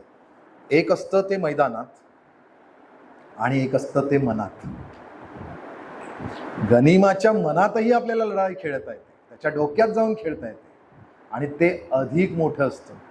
तुम्हाला अभ्यास करायचा असेल ना, तर आत्ता या क्षणाला भारतात जे जे चाललेलं आहे वेगवेगळ्या पातळींवर त्या सगळ्यावर नजर ठेवा. तुम्हाला मनातली आणि डोक्यातली युद्ध कशी कशी चालली आहेत तिकडे मी खोलात जात नाही, पण अभ्यास करा, कारण तुम्ही सगळे सुज्ञ आहात, हुशार आहात. शिवाजी महाराजांच्या बाबतीमध्ये असं आपण सुज्ञतेने, हुशारपणे जर त्यांच्याकडे बघितलं तर इतरांच्या डोक्यात काय चाललंय याचा अभ्यास आणि आपलं डोकं कसं वापरायचं याचा अभ्यास, या मानसशास्त्रामधली खेळली जाणारी युद्धनीती ही सुद्धा युद्धशास्त्राचा भाग. काय झालंय, शहाजीराजांना पकडलंय, आपल्यावर दबाव आणण्याचं दबाव तंत्र चालू आहे, युद्धशास्त्र चालू आहे. फतेखानाला पाठवला, त्याला आपण हरवला, शहाजीराजांना कसा बाहेर काढणार. म्हणून शिवाजी महाराजांनी एक वेगळी चाल केली. त्यांनी मोगलांचा शहजादा मुराद बख्श याच्याशी संपर्क केला आणि शहाजहान त्यावेळेला दिल्लीला होता, आग्र्याला. त्या शहाजहानकडे अर्ज पाठवला की या आदिलशाहचे जेवढे मी किल्ले मिळवले आहेत आणि जो मुलूक मी आता हस्तंगत केलाय तो मी मोगलांना देतो आणि तुमचा चाकर म्हणून मी हे सगळं सांभाळतो, मंजुरी द्या. आदिलशहाला संपवायचंय हे मोगलांनी ठरवलं होतं. त्यात शिवाजी सारखा कप पदार्थ त्याला नंतर आपण कधीही चिरडून टाकू. आता तो म्हणतोय ना स्वतःहून, तर आपण द्या. म्हणून तिकडून शहाजहानने फरमान करून बक्षीस देऊन टाकलं, तिकडनं आलं आणि त्यांनी सांगितलं की त्यांच्या बरोबर तह झाला हे कळल्याबरोबर आदिलशहाची इकडे तंतरली. आदिलशाह म्हणाला आता मी मोगल माझ्या अंगावर येणार, शिवाजी अंगावर येणार, त्या सगळ्यांच्या बरोबर माझ्या घरातली सगळी जी युद्ध आहे ती पण. आणि या सगळ्या ह्याच्यामध्ये हा महमद आदिलशाह जो आहे ना तो थकला होता, म्हातारा झाला होता. लगेच आदिलशहाने शिवाजी महाराजांच्या वडिलांना म्हणजे शहाजीराजांना मुक्त केलं, त्यांना मोकळं केलं, वडिलांना सोडलं. पण आता गिरा तो भी टांग उपर पाहिजे ना, आपण दबाव तंत्राखाली सोडलं हे कसं लोकांना कळलं तर नाचक्की होईल. म्हणून त्यांनी शहाजीराजांना अट घातली की कोंढाणा हा आम्हाला द्या, म्हणजे पेनल्टी म्हणून. शिवाजी महाराजांना मन नव्हतं त्यांचं, थोडासा वडिलांचा राग आला असेल, आपल्यालाही येतो कधी कधी. आपल्या मनाविरुद्ध एखादी गोष्ट करायला वडिलांनी जर सांगितली आणि ती करायलाच लागणार आहे तर एक क्षण मनातल्या मनात आपल्याला नाही आवडत वडिलांचं वागणं, पण आपण करतो ते का? कारण वडिलांचा आदर. शिवाजी महाराजांनी तसंच केलं, कोंढाणा दिला. कोंढाणा हा एकूण किती वेळा स्वराज्यात आला, किती वेळा गेला याचाही एक अभ्यास करायला लागेल. म्हणजे या किल्ल्याला अज्ञानदास आपल्या पोवाड्यात म्हणतो की राजगड हा शिवबाला, सिंहगड शिवबाला आणि प्रतापगड जिजाऊला. म्हणजे काही किल्ले हे लाडके असतात आणि तसं काहीच होतं. शिवाजी महाराजांनी प्रतापगडचं युद्ध करण्यापूर्वी आदिलशहाला वचक बसवला. एक 4-5 वर्ष थंड राहील. त्यावेळात त्यांनी किल्ले जे होते ते मजबूत केले, त्या किल्ल्यांची बांधकामं काढली, जे किल्ले मिळाले होते त्यांची बांधकामं काढली. बऱ्याच वेळेला आपल्याला असं वाटतं की ज्यावेळेला शांत काहीच घडत नाहीये, काहीच युद्ध नसतात, त्यावेळेला काहीतरी घडत असतं. नाही, त्यावेळेला सुद्धा ही माणसं काहीतरी करत असतात. त्यांनी त्या युद्धासाठी उपयोगी असणारे किल्ले जे होते ते किल्ले मजबूत करायला सुरू. जवळजवळ 52-53 पर्यंत हे चाललं. तोपर्यंत नंतर मध्ये हा आदिलशाह मेला आणि त्याच्या जागी आला अली आदिलशाह. तो त्याचा मुलगा जो होता त्याची म्हणजे या महमद आदिलशाहची बायको, जिला आपल्या सगळ्या कागदपत्रांमध्ये बडी बेगम साहिबा असं म्हणतात, तर ही जी आहे हिने आपल्या सावत्र मुलाला बसवलं त्या गादीवर आणि सगळा कारभार आपल्या हातात घेतला. हिच्या मनामध्ये हे सगळं संपवायचं होतं, पण समोर मोगल असल्या कारणाने त्यांची जिथे हे चाललेली होती त्यामुळे लक्ष द्यायला वेळ मिळाला नाही. तेवढ्या वेळात काही महत्वाच्या गोष्टी शिवाजी महाराजांनी केला. एक 56 साल उजाडलं आणि शिवाजी महाराजांच्या डोक्यात वेगळं. तोपर्यंत बाकी सगळ्या गोष्टी केल्या होत्या, शांत राहिले होते. मोगलांबरोबर जरा मी तुमचा असं केलं. एक तुम्हाला मी युद्धशास्त्रातली एक गोष्ट शिवाजी महाराज सांगतो. काय म्हणजे महाराजांना ओळखायचं कसं, ते चांगले का वाईट, काय त्या गनिमांना वाटत असेल. मुराद बक्ष बरोबर औरंगजेबाबरोबर त्यांनी 1654 असेल, एखादं वर्ष क्षमा करा, 1654चं एक पत्र आहे, फरमान आहे. त्याच्यामध्ये औरंगजेबाने त्याला म्हणजे शिवाजी महाराजांना अभय दिलंय. आणि कारण त्याचं लक्ष लागलं होतं, शहाजहान आजारी पडला होता, आता वरती मुराद बक्ष गेलाय, तिकडे सत्ता मिळायला पाहिजे. त्याच्यामुळे यांनी इकडे दख्खनचा सुभेदार झाला होता, कसं कसं गुंडाळलं. त्यात शिवाजी महाराज उभे राहिले पत्र देऊन, असं करूया, चल कर पटकन काय ते असं म्हटलं आणि तह केला शिवाजी महाराजांबरोबर शांततेचा. शिवाजी महाराजांनी ज्या दिवशी तह केला ना त्याच्या 3ऱ्या दिवशी याच मोगलांची कल्याण आणि भिवंडी ही ठाणी काबीज केली, लुटालूट केली आणि तिकडून सगळ्या मुसलमान लोकांना पळवून लावलं. 3ऱ्या दिवशी एका बाजूला इथे तह करायचा आणि त्याच्या थेट विरोधात 3 दिवसाचं वाजायचं. याच्यासाठी धाडस, शौर्य, स्वतःबद्दलचा आत्मविश्वास आणि होणाऱ्या परिणामांसाठी तयारी, या सगळ्या गोष्टी या माणसाने दाखवल्या. आता अशाच्या मध्ये ज्या वेळेला 1656 उजाडलं त्यावेळेला शिवाजी महाराजांना कळलं आपल्याला जर आता आदिलशहाची मुस्कटदाबी करायची असेल, कारण तो आता आपल्याकडे येणार, आता तो या मुघलांबरोबर अडकलाय पण तिकडनं फ्री झाल्यानंतर तो माझ्याकडे येणार आहे, माहितीये मला, त्याच्या आधी काहीतरी केलं पाहिजे. म्हणून काय केलं तर या आदिलशाचा आर्थिक कणा ज्या कोकणामध्ये आहे, त्या कोकण जो बंदरगाहांमधला, बंदरामधून होणाऱ्या व्यापारांमधनं, सागरी व्यापारांमधून जो म्हणून एक मोठं उत्पन्न जे आदिलशाचं आहे त्याचं कंबरडं मोडलं पाहिजे, ते उत्पन्न आपल्याकडे आलं पाहिजे. जर आर्थिक उत्पन्न समोरच्या जर शत्रूचं खच्ची केलं, ते आपल्याकडे वळवलं, तर त्याचं सामर्थ्य कच्ची झालं. तसं करण्यासाठी म्हणून कोकणाकडे मोर्चा वळवण्यासाठी या कोकणाच्या घाटमाथ्याच्या, म्हणजे ज्या घाटातून कोकणात उतरत येतं त्या घाटमाथ्यांवरच्या प्रदेशावर लक्ष ठेवलं आणि ते काबीज करण्यासाठी म्हणून पाऊल टाकलं. त्याच्यातली मोठी मोहीम म्हणजे जावळी. आता जावळीचं जे मी का सांगतो हे, कारण अफजल खानाच्या नीतीमध्ये जावळीच्या नीतीचा खूप मोठा भाग आहे. अफजल खानाचा जो प्रतापगडाचं जे युद्ध रंगलं ते जावळीच्या जंगलात रंगलं. त्यामुळे जावळी ही मिळवली पाहिजे, कोकणाच्या बाजूला मिळवला पाहिजे, घाटमाता मिळवला पाहिजे. सगळं जर आपलं असेल तर तिकडे या आदिलशाहीला त्याच्या मुलखातच कसं नाडता येईल याचा अभ्यास म्हणजे प्रतापगडचं युद्ध आहे. बरं, हा जो मोरे आहे चंद्रराव हा किताब आहे, तर त्या मोऱ्यांचा जो दौलतराव होता तो मेला, म्हणून त्याची बायको तिने दुसऱ्या यशवंतराव कृष्णाजी याला ताब्यात घेतला, म्हणजे दत्तक घेतला आणि त्याला शिवाजी महाराजांच्या मदतीने बनवला. आता झालं काय, शिवाजी महाराजांच्या मदतीने त्याला मोरे बनवला, पण हा मस्तवाल झाला. 6 वर्षात एवढा झाला, शिवाजी महाराजांचे उपकार विसरला. शिवाजी महाराजांनी सांगितलं की ती जावळी आम्हाला आता कामासाठी लागणार ताब्यात द्या. त्याने सांगितलं देत नाही. ते म्हणाले मी राजा आहे, तुम्ही म्हटलं मुस्तमाल राहू नका, मुसक्या बांधून सरळ हातात या. ते म्हणाले तुम्ही कालचे राजे झाले, आम्हाला आधीपासून लोक राजे मानतात, आम्ही दौलतराव मोऱ्यांचा वंश आधीपासून या मुलखात आहोत. खरंय, हे छोटे जे वंश आहेत ना, इकडचा एक मोठा वंश आहे सावंतवाडी संस्थान, हे पण असेच. यांचं पण जे हे जे खेम सावंत, भोसले सावंत हे जे सगळे आहेत ना, हे पण लोकल. हे काय, मोरे काय, शिर्के काय, ही सगळी ना ही संस्थानं काय झाली, हे मुळात आदिलशहाचे लोक. पण त्या घाटमाथ्यातले कोकणाच्या या मधल्या घाटमाथ्या, आता यांच्याकडे जसा हा इकडचा आंबा घाट आहे, तसंच वेगवेगळे म्हणजे आंबोली ज्याला आपण म्हणतो, या बाजूला आंबेनळी आहे, या बाजूला मध्ये येणं, असे सगळ्या घाटांच्या मध्ये हे मोरे, शिर्के, सावंत, भोसले ही सगळे तिकडे जे आहेत ना, तिकडचे ते संस्थानिक झाले. त्यांच्याकडे पैसा लागला, जकात मोठ्या प्रमाणावर ताब्यात घेत, त्याच्यामुळे बळावले. ही जकात शिवाजी महाराजांना हवी होती म्हणून एकेकाला कॉन्सन्ट्रेट केलं. आता शिवाजी महाराजांनी ती जावळी ताब्यात घेतली. जावळीचं प्रकरण सगळं सांगत नाही. जावळी ताब्यात घेतल्यामुळे काय झालं, या मोरेला मारला, तो रायरीवर गेला, तिकडे त्याला पकडला, शेवटी त्याला मारून टाकला. पण ही जावळी आल्यामुळे हा अख्खा परिसर कोकणाच्या घाटमाथ्याचा आणि कोकणाचा महाराजांच्यासाठी खुला झाला. शिवाजी महाराजांच्यासाठी ज्या वेळेला अफजल खानाची नियुक्ती झाली, त्याच्या आधी अफजल खान 6 वर्ष याच मोरे प्रकरण हाताशी यावं म्हणून अफजल खानाला वाईचा सुभेदार बनवला होता. म्हणजे अफजल खान ज्या मुलखात आला आणि लढाई ही झाली, त्या मुलखाचा तो अभ्यासक होता, तो काही नवीन नाहीये. अफजल खान हा एका भटारणीचा पुत्र आहे. भटारणी म्हणजे जिला खरं जात नाहीये, ती खूप म्हणजे दासी वर्गातली आहे, शूद्र आहे.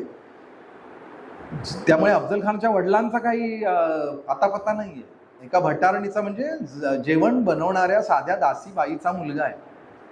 अत्यंत हालाकीने, गरिबीतनं, दरिद्र्यामधनं घाण म्हणजे घोड्यांची घाण उचलून वगैरे असा त्याचा प्रवास आहे.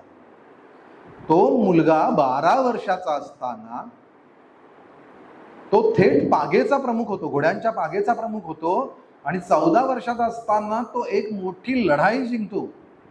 त्याचा पराक्रम हा इतका मोठा वाढत जातो की हे खाली कर्नाटकातले जे सगळे नायक आहेत ना, म्हणजे केळदीचे आहेत, तुमच्या मदुराईचे आहेत, श्रीरंगमपट्टणचे आहेत, हे सगळे जे तिरुवन्नमलईचे आहेत, हे सगळे नायक आहेत. या नायकांना अफजल खान उच्चारला की थरथर कापायचं. कारण तो काय करायचा, जायचा, सगळंच्या सगळं फोडायचा, तोडायचा, त्यांना पकडायचा आणि सगळ्यांच्या समोर त्यांना कापून काढायचा. क्रूर, धर्मांध, कपटी. आणि कपटी म्हणजे किती कपटी, एका ठिकाणी तो लिहितो रयत आमचे पोंगडे आहेत, म्हणजे प्रजा माझी मित्र आहे, म्हणजे मी प्रजेवर अन्याय करणार नाही. दुसऱ्या वेळेला त्याच प्रजेला पत्र लिहितो की आला शिस्तीत तर ठीक, नाहीतर तुला, तुझ्या बायको मुलांना सगळ्यांना उकळत्या तेलाच्या घाणीत घालेन आणि तुमची प्रेत इकडे घेऊन येईन. पत्रातली वाक्य तर मित्रांनो. म्हणजे अफजल खानची धमकी देण्याची पद्धत काय होती? एक 6-6.5 फुटाचा देह, प्रचंड मोठा, स्वतः कसं असतं की स्वतः जो माणूस घडतो, कोणाचं मार्गदर्शन नाही, प्रतिकूल परिस्थितीत गरिबीतनं मोठा होतो. बऱ्याच लोकांना जाणीवा असतात, काही काही लोक धरणीवर असतात, पण काही काही लोक असं म्हणतात पोचतात. अफजल खान त्यातला एक. अफजल खानाचे जर शिलालेख पाहिले तर त्याचा उन्माद, त्याचा सगळाच्या सगळा स्वतःबद्दल असलेला अत्यंत अभिमान हा प्रकट होतो. एक प्रसंग सांगतो. ज्यावेळेला तो विजापूरवरनं निघाला त्यावेळेला जवळ असलेल्या, म्हणजे त्याच्या विजापूर शहराच्या बाहेर अजूनही आहे अफजलपूर नावाचं गाव आहे, ते त्यानेच वसवलेलं आहे, स्वतःच्या नावावरनं वसवलं. त्या गावात त्याच्या 63 राण्यांच्या समाधी आहेत, कबरी. आता तुम्ही म्हणाल म्हणजे त्याने एक एक राणी गेली तसतशी तिची कबर बांधली असेल, त्यांचा सन्मान ठेवावा म्हणून. असं नाही आहे. ज्या वेळेला तो विजापूरवरनं निघाला त्यावेळेला विजापूरच्या वेशीवर त्याचा हत्ती फतेह लष्कर हा मेला. हा पहिला अपशकुन. त्याचा एक अवलिया गुरु होता. तो त्याला ज्यावेळेला नमस्कार करायला गेला होता मोहिमेला निघतोय म्हणून, त्यावेळेला त्याने सांगितलं, ही तुझी शेवटची मोहीम आहे, तू विजयी तर होणार नाहीस पण तू जिवंतही परत. पहा भय कसं असतं. आणि हे त्यांच्या रेकॉर्डमध्ये आलंय, आपल्या रेकॉर्डमध्ये नाही.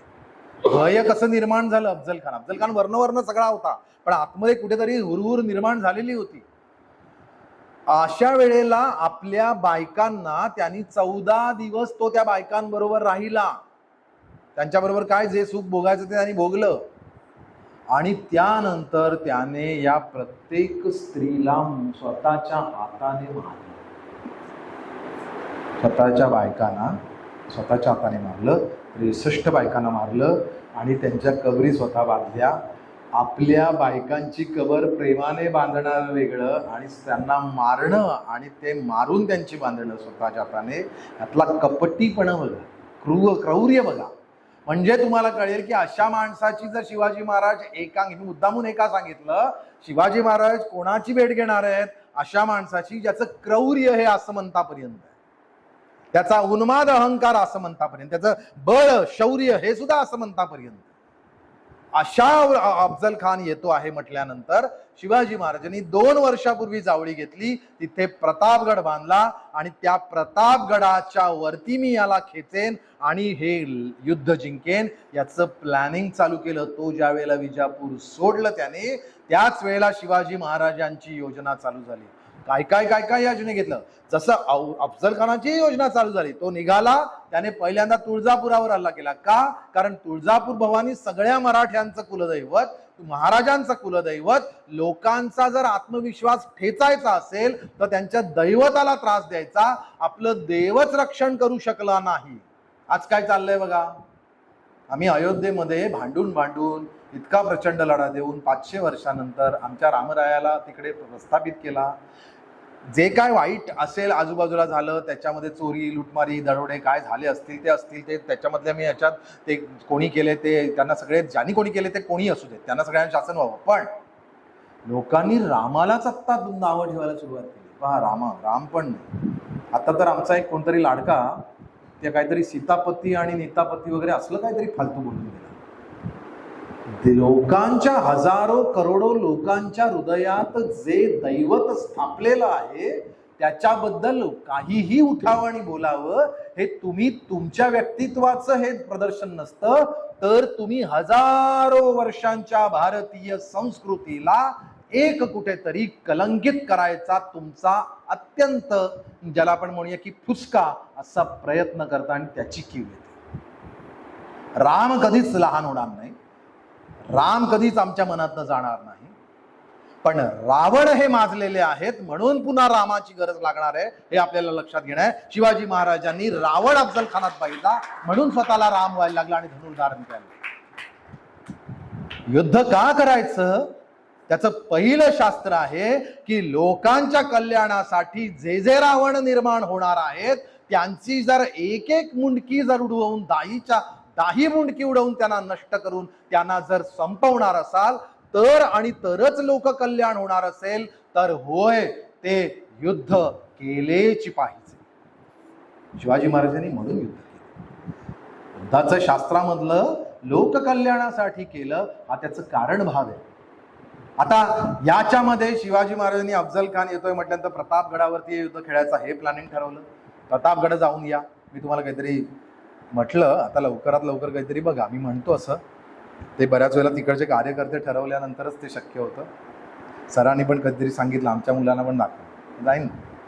शहाणे करून सोडावे सकळ जन, आपल्याकडेच आहे, आपल्या देहाबरोबर संपणार आहे ना, मग त्याच्या आधीच जेवढ्या हजारो देहांमध्ये ते जाईल, वाटून जाईल, तितकं छान ना. म्हणून करावं. प्रतापगडाच्या किल्ल्याला जर तुम्ही गेलात तर खालच्या खोऱ्याकडे नजर बघा. एका बाजूला वाई आहे, पुणे सातारा मार्ग आहे, तिकडे वाई आहे. त्या वाईवरून तुम्ही वरती घाटा चालू घेतला की पहिल्यांदा पसरणीचा घाट लागतो. त्या बाजूने पसरणीचा घाट लागतो. या पसरणीच्या घाटाला केल्यानंतर चिखली वगैरे ही गावं लागतात. त्यानंतर तुम्ही येता वरती पाचगणीला. या पाचगणीच्या नंतर पुढे अजून घाट चढून येता, त्यावेळेला लागतो तुम्हाला महाबळेश्वराचा डोंगर माथा. त्या महाबळेश्वराच्या डोंगर माथ्याला तुम्ही ज्या वेळेला खाली येता त्यावेळेला तो अतिशय सगळ्यात रडवणारा घाट आहे, तो म्हणजे रडतोंडीचा घाट. त्या रडतोंडीच्या घाटाला उतरला नाही, समोर उभा टाकतो पारघाट, आणि या पारघाटाच्या बाजूला सुळक्यावरती प्रतापगड आहे. याच पारघाटाला या बाजूला खाली उतरलात की कोकणात जाण्यासाठी पोलादपूरला निघतो तो आंबेनळीचा घाट. हे मी तुम्हाला भौगोलिक रचना का सांगितली, कारण शिवाजी महाराजांनी जे प्रतापगडाचं युद्ध केलं ते या रचनेत केलं. पहिल्यांदा तिकडून तुळजाभवानीला त्रास दिला, तुळजाभवानी मला स्वतःला ती तोडली त्यांनी असं नाही वाटत, कारण तुळजाभवानीची मूर्ती चर आहे. ती मूर्ती चर आहे. चर म्हणजे ती हलवता येते पहिल्यापासून, प्राचीन काळापासून. त्याच्यामुळे ती पुजाऱ्यांनी हलवली असा एक उल्लेख मला मिळाला. पण त्याने मंदिर तोडलं, त्याच्या आजूबाजूचा परिसर वगैरे तो मात्र त्यांनी खूप मोठ्या प्रमाणे तोशिश केली. पंढरपूरलाही प्रयत्न केला, पण पंढरपुराला त्यातलं काहीच करू शकला नाही. आणि पंढरपूरचा देव आधीच हलवला असं कळलं, आणि म्हणूनही त्यांनी ते तिकडे गेला नाही. पण तुळजापूरला खरं केलं. हे सगळं मन तोडायचं आहे, पण शिवाजी महाराजांच्या मनाला नाही झालंय. ते राजगडावरून शांततेने प्रतापगडवर गेलेले आहेत. एक आता या माणसाची मनाची पण वृत्ती बघा. त्यावेळेला त्यांची लाडकी राणी, आपण परवा ज्या राण्या केल्या ना त्याच्यात ती नव्हती. ती जर असती आणि ती जर कुणाला मला ते पात्र देता आलं असतं तर मलाही आनंद झाला असता, किंबहुना मी त्या रंगरूपेच्या पायावर डोकं ठेवलं असतं. कारण शिवाजी महाराजांची खरंच मनापासूनची पत्नी ती म्हणजे सईबाई. आणि ही सईबाई ही आजारी होती. त्याच्या 2 वर्ष आधी संभाजीराजांचा जन्म झाला होता. लहान मूल होतं, आणि सईबाई प्रचंड आजारी आहेत, जवळजवळ मृत्यूपंथावर आहेत. अशा घरच्या बॅकग्राऊंडला की तिकडे राजगडावर त्यांना सोडून शिवाजी महाराज प्रतापगडावर जात आहेत. आऊसाहेबांना सांगतायत तुम्ही बघा काय ते.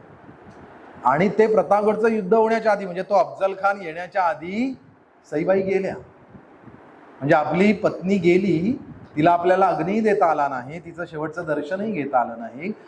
माणूस आहेत ना शिवाजी महाराज, त्यांनाही मन आहे ना, त्यांनाही प्रेम भावना आहेत ना, त्यांनाही कुठेतरी आपलं म्हणून कुणीतरी अशी मनामध्ये एक अनाहूत अशी कुठली तरी एक प्रेरक शक्ती असेल ना. ती गमावल्याचं, आपलं कुणीतरी गेल्याचं दुःख, चटके हे त्यांनाही झाले असतील ना. पण रडायला वेळ कुठे होता.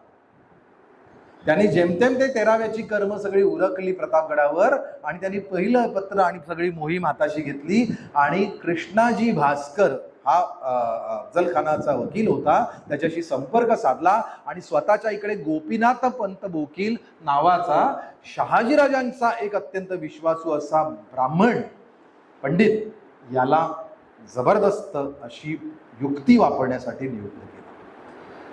प्रतापगडच्या युद्धशास्त्रातलं महत्वाचं भाग म्हणजे गोपीनाथ पंत बोकील. काय आहे, आम्ही त्याच युद्धात कृष्णाजी भास्कर नावाचा अफजल खानाचा होता, तोही ब्राह्मण आहे. तो प्रत्यक्ष भेटीमध्ये त्यांनी शिवाजी महाराजांवर तलवार उगारली, शिवाजी महाराजांनी त्याला मारला, ब्राह्मण झाला म्हणून मुलाईजा थोडी बाळगतो. आम्ही हा भाग बघितला, आणि आम्ही आता रान उठवलंय की बा शिवाजी महाराजांनी ब्राह्मणाला मारला. पण ते अख्खं युद्ध एका ब्राह्मणाच्या डोक्यातून शिवाजी महाराजांनी समजावून घेतलं. हे म्हटलं क्रेडिट आपण कधी युनिव्हर्सिटीत बघत नाही ना रेडमध्ये. सांगा ना मला. थेट बोलतोय, कोणत्याही जाती धर्मावर किंवा कोणाच्या विद्वेषावर नाही बोलत आहे. समाज किती चुका करतो. कृष्णाजी भास्कराच्या दोषावर बोट ठेवताना त्याच युद्धातला, त्याच पर्वातल्या गोपीनाथ पंत बोकिलाचं कौतुक हे तुम्ही किती रील्स मधनं केलं. त्या युद्धाचा मास्टर माइंड आहे तो. सोपं होतं का अफजल खानाला प्रतापगडाच्या पायथ्याशी आणणं? तो काय मूर्ख होता? तो काय पहिल्या मोहिमेतला होता? तो लहान बालक होता? नाहीच ना. तो महान सेनानी होता. युद्धाचा प्रचंड अनुभव होता. भल्या भल्याना गारद केलेलं. सिद्धी अंबर नावाचा एक सिद्धी, जो आदिलशहाचा एक शत्रू होता, बंड उच्चारलं त्यांनी. या आदिलशहाने सांगितलं याचा बंदोबस्त कर. तो तिकडे नुसता चालला, अर्ध अंतर नाही गेला, सिद्धी अंबर समोरून हात बांधून आला. ही दहशत होती अफजल खानाची.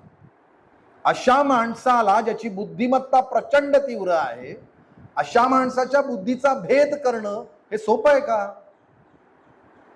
नीतिशास्त्रातला, युद्धनीतीतला पहिला भाग आहे तो म्हणजे बुद्धिभेद करणं शत्रूचा. ते गोपीनाथ पंत वकिलांना तिकडे पाठवलं. गोपीनाथ आधी पत्राचार चालू केले. मी तुम्ही माझ्या वडिलांसारखे वगैरे सगळी चालू केली. मला हे सगळं तुमचंच द्यायचं, मी तुमच्याच वतीने केलं वगैरे. अफजल खान ऐकायला तयार नाही. अफजल खान म्हणाला जास्त काय बोलू नको, वटवट करू नको, गपचूपपणे सगळंच्या सगळं सुपूर्त कर, नाहीतर मी तुला फाडून काही वगैरे सगळं पत्र भरपूर आहेत, भरपूर पत्र आहेत. ही मूळ जी आहे ती काय आहे?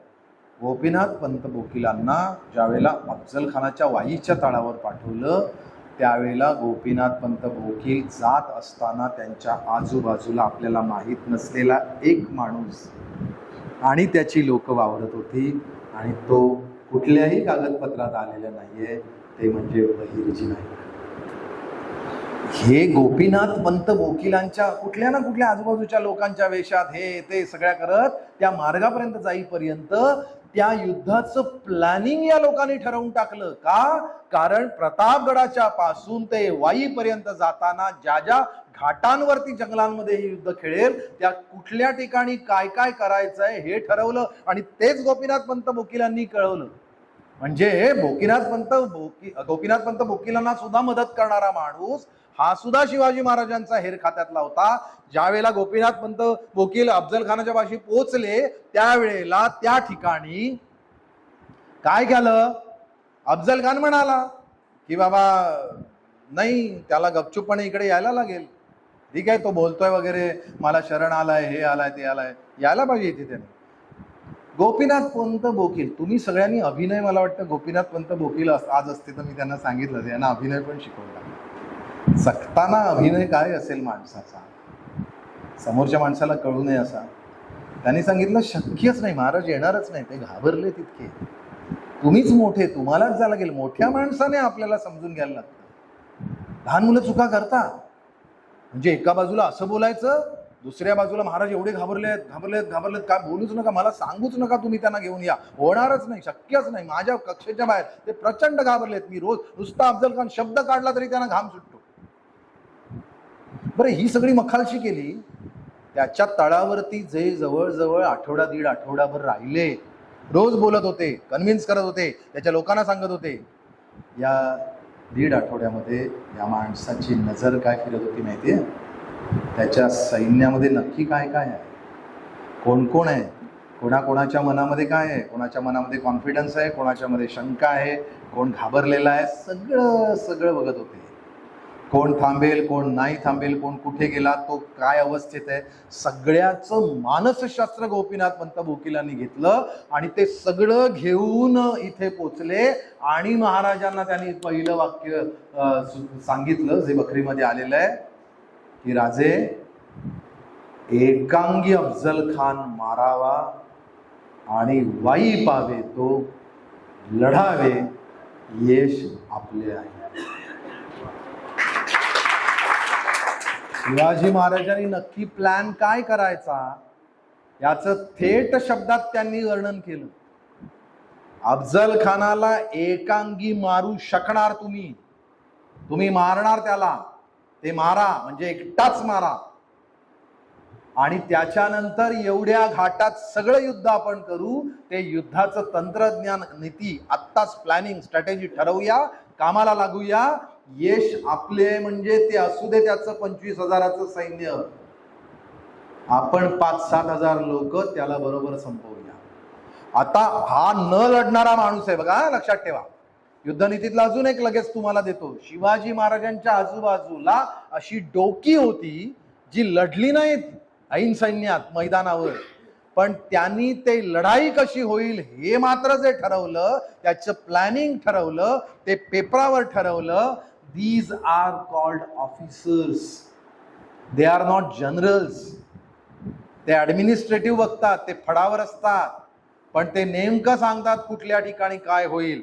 शिवाजी महाराजांचा पावसाळा संपल्यानंतर अफजल खानाला कन्व्हिन्स करून 6 महिने चाललं होतं. शेवटी गोपीनाथ पंत वकील 2दा जाऊन आले. गोपीनाथ पंत वकिलांना शेवटी तो म्हणाला, चल जाऊ दे, बरं मी येतो. अरे आत्ता शिवाजी महाराज तुम्हाला भेटणार. मग ते म्हणाले ठीक आहे, मग जावळीपर्यंत या. यांनी बघा, यांनी सांगितलं नाही की जावळीपर्यंत या, म्हटलं तर जावळी येतील. हा तुम्ही या आधी, चालायला सुरू करा. बरं आता हा निघणार म्हणून त्या सगळ्या गाठमात्याचा, सगळी झाडी झुडपं सगळीच्या सगळी गोपीनाथ पंत वकिलांनी शिवाजी महाराजांच्या आज्ञेने लोकांना कापायला लावली, मार्ग करायला लावले. आता हे आपल्यासाठी पायघड्यासारखे आहेत म्हणून अफजल खान अजून पुशारला की बघा म्हणजे हे नक्की होणार, तो मला भेटणार. जावळीपर्यंत एवढ्या फौजेला घेऊन आला. त्याची थोडी, एवढ्या सगळ्या लोकांना कुठे घेऊन जातात, ते एकटे येऊन भेटणार आणि ते काय तुम्हाला सगळं देणारच आहेत. एवढ्या लोकांना कुठे घेऊन जाता. झालं तिकडे 15,000 राहिले, 10,000 निघाले याच्याबरोबर. त्यालाही असं वाटलं ना, एवढा घाट चढवत एवढं सगळं सैन्य नेऊन दमछाक करायची, जे कार्य 2 महिन्यात होणार आहे त्याला 6 महिने लावायचे, जाऊ दे. पहा कशा चुका होत गेल्या अफजल खानाच्या, आणि शिवाजी महाराजांनी त्या चुका करायला त्याला लावल्या. प्लॅनिंग असं आहे की समोरच्या शत्रूने चूक केली पाहिजे अशी सिच्युएशन निर्माण केली, आणि तो नेमकी काय चूक करेल हेही तुम्ही ठरवलं पाहिजे. This is called war strategy. Shivaji महाराजांकडे शिकायचं काय? शिकायचं हे ते म्हणजे बुद्धीचं शास्त्र. मी माझ्या व्हिडिओमध्ये सुद्धा तुम्ही बनवला, त्याच्यात मी सांगितलं की काळ बदलला. आज पोटात बॉम्ब घेऊन विमानं उडायला लागली, जेट वगैरे सगळी. एवढं कमी की काय म्हणून माणसंच पाठवायची नाही म्हणून ड्रोन नावाचं मशीन निर्माण केलं, ते आकाशात जाऊन त्याच्यावरनं मिसाईल फेकायला सुरुवात केली. हे पण कमी म्हणून की काय, आता थेट सायबर नावाचं एक मोठं युद्धशस्त्र, असे काहीतरी व्हायरस निर्माण करायची की ते समोरच्याची अख्खीच्या अख्खी आर्थिकच नाडी संपवून टाकेल. अशा पद्धतीची टेक्नॉलॉजी जाताना ती शिवाजी महाराजांची युद्ध पद्धती उपयोगी पडणार आहे का? नाही पडणार. तलवारी, दांडपट्टे आणि सगळ्याच्या मध्ये लढवलेलं तोफा, दारुगोळा वगैरे, बंदुका वगैरे यांनी घेऊन लढलेलं युद्ध आता उपयोगाचं नाही. आता प्रतापगड किल्लाही उपयोगाचा राहिला नाही, अशा ठिकाणी नाही लढणार. आता काय बदललं नाही तर शिवाजी महाराजांचं युद्धशास्त्र नाही बदललं. शस्त्र बदलली, शास्त्र नाही बदललं. युद्ध करायचं का करायचं, कशासाठी करायचं, कशाने करायचं, हा विचार बदलला का? नाही. तो जर शिवाजी महाराजांचा अभ्यास करून शिकलो तर कोणाची टाप आहे भारताच्या सीमारेषेवर नंगानाच करायची. ते शास्त्र शिकायला पाहिजे. एक व्हिएतनामच्या माओत्सुंग त्यांचा जनरल जो आहे, त्या जनरलचं एक भाषण आहे युट्यूबला अवेलेबल.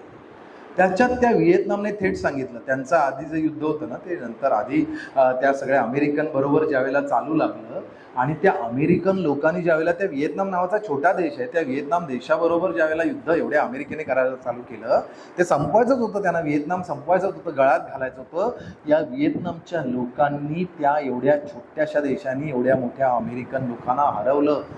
ते त्याचा विजयाचं ज्यावेळेला भाषण करत होता त्यावेळेला त्यांच्या जर्नलने सांगितलं, आम्ही जगातल्या सगळ्या, आमच्याकडे ताकद नव्हती फार काही एवढ्या मोठ्या लोकांची लढायची, आम्ही जगातल्या सगळ्या युद्धांचा अभ्यास केला आणि आम्हाला लक्षात आलं की एका कालखंडात शिवाजी महाराजांनी जे युद्धशास्त्र वापरलं ते जर आम्ही वापरलं तर या बलाढ्य अमेरिकनांचा आम्ही पराभव करू, आणि आम्ही ते वापरलं.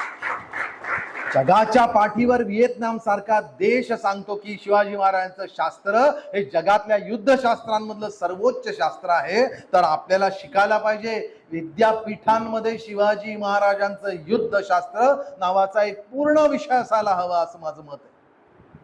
कारण तो केवळ युद्धाच्या स्ट्रॅटेजी मैदानावरती नाही हो, समाजात जगताना राजकारण, अर्थकारण, धर्मकारण, समाजशास्त्र याच्यात रोज चालणारी जी रात्रंदिनामा युद्धाचा प्रसंग जे आहे, त्या युद्धाला सुद्धा जर जिंकायचं असेल तर शिवाजी महाराजांचं युद्धशास्त्र हे आपण तिथे लक्षात घेतलं पाहिजे. शिवाजी महाराजांनी अफजल खान ज्या दिवशी येणार त्या दिवशी पूर्ण तयारी केली. वेळ ठरला 10 नोव्हेंबर 1659, मार्गशीर्ष षष्ठी, चंपा षष्ठी, खंडेरायाचा उत्सव. किती पवित्र महिना.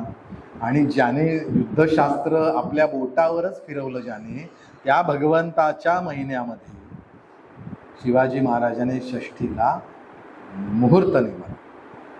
खगोलशास्त्राचा अभ्यास काय शिवाजी महाराजांचा ते लक्षात. कुठे भेट घेतली आहे? प्रतापगडाच्या पायथ्याशी. प्रतापगडाच्या पायथ्याशी ज्या दिवशी हे घेतलेली आहे त्या भेटीची वेळ ठरवली आहे. ती वेळ कधी आहे? ती वेळ आहे साधारणपणे 3रा प्रहर, म्हणजे दुपारी 2 ते 4. कधीतरी 3, 3:30, 3:15 वगैरे ती भेट झाली असेल. आता लक्षात घ्या, मार्गशीर्षाचा महिना आहे, त्यावेळेला प्रतापगडाच्या जावळीच्या खोऱ्यात अंधार पूर्ण किती वाजता होतो? 6:30. म्हणजे जर 3:30, 4ला जर मी ते युद्ध चालू केलं तर मग किती तासात संपणार आहे ते युद्ध? 3 तासात. म्हणजे 3 तासात मला एवढ्या अख्ख्या घाटमातातलं सगळं युद्ध संपवायचं अंधार पडेपर्यंत, आणि त्याच्यानंतर त्यांचं सैन्य लढूच शकणार नाही अशा अंधाराची वेळ ही समीप आणून ठेवायची आहे. याच्यासाठी तुम्हाला काळाचा, स्थळाचा, जंगलाचा आणि कधी त्याच्याही पेक्षा अजून एक धमाल की हा जो अंधकार होणार आहे ना, या अंधकार झाल्यानंतर सुद्धा या लोकांनी पळायचं ठरवलं तर त्या जंगलातून पळू का शकणार नाही. कारण चंद्राचा प्रकाश मार्गशीर्ष षष्ठीला होण्यासाठी चंद्र किती वाजता उगवलं? तर सूर्य मावळला, 6:30ला अंधार झाला, चंद्र आला पाहिजे. चंद्र किती वाजता येतो? तो मध्यरात्री नंतर उगवतो. काय अभ्यास आहे. म्हणजे तुम्ही रात्री सुद्धा पळून जायचं किंवा त्या जंगलात घुसायचं झालं तर जे काही तुम्हाला चंद्रप्रकाश मिळेल तोही मिळू नये याचा इतका बारीक खगोलशास्त्राचा अभ्यास शिवाजी महाराजांनी प्रतापगडाच्या युद्धात.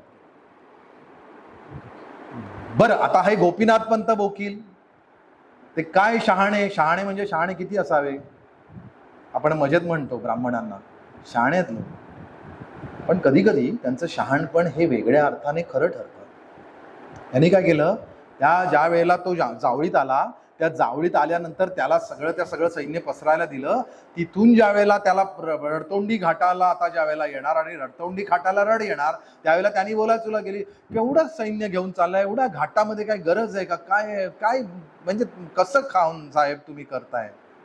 पण आता एवढा म्हणाला. बरं, याने शपथ घेतली, ब्राह्मण असून हिंदू धर्मातल्या वर्णाश्रम पद्धतीतला उच्च स्तरातला रिस्पेक्टेड, जो दान देतात लोक, ज्याला दक्षिणा देतात, ज्याच्या पायावर डोकं ठेवतात, असा जो पवित्र किंवा पूजनीय असा जो माणूस आहे तो त्याही लोकांना वाटवतं की खोटं नाही बोलणार, पवित्र आहे, चांगला आहे.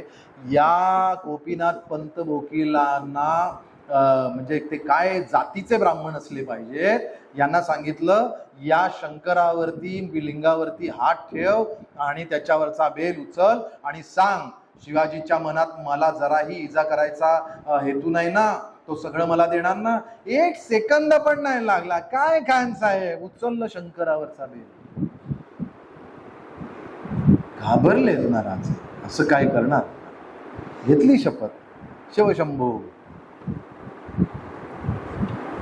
आता ते शेवटचं जे शिवशंभो आहे ना, ती मनापासूनची प्रार्थना आहे, देवा तू लयाचा पती, तू नाशाचा पती, तू सगळं विलय करतोस ना, मग माझी एवढी चूक नाही का तो विलय करणार.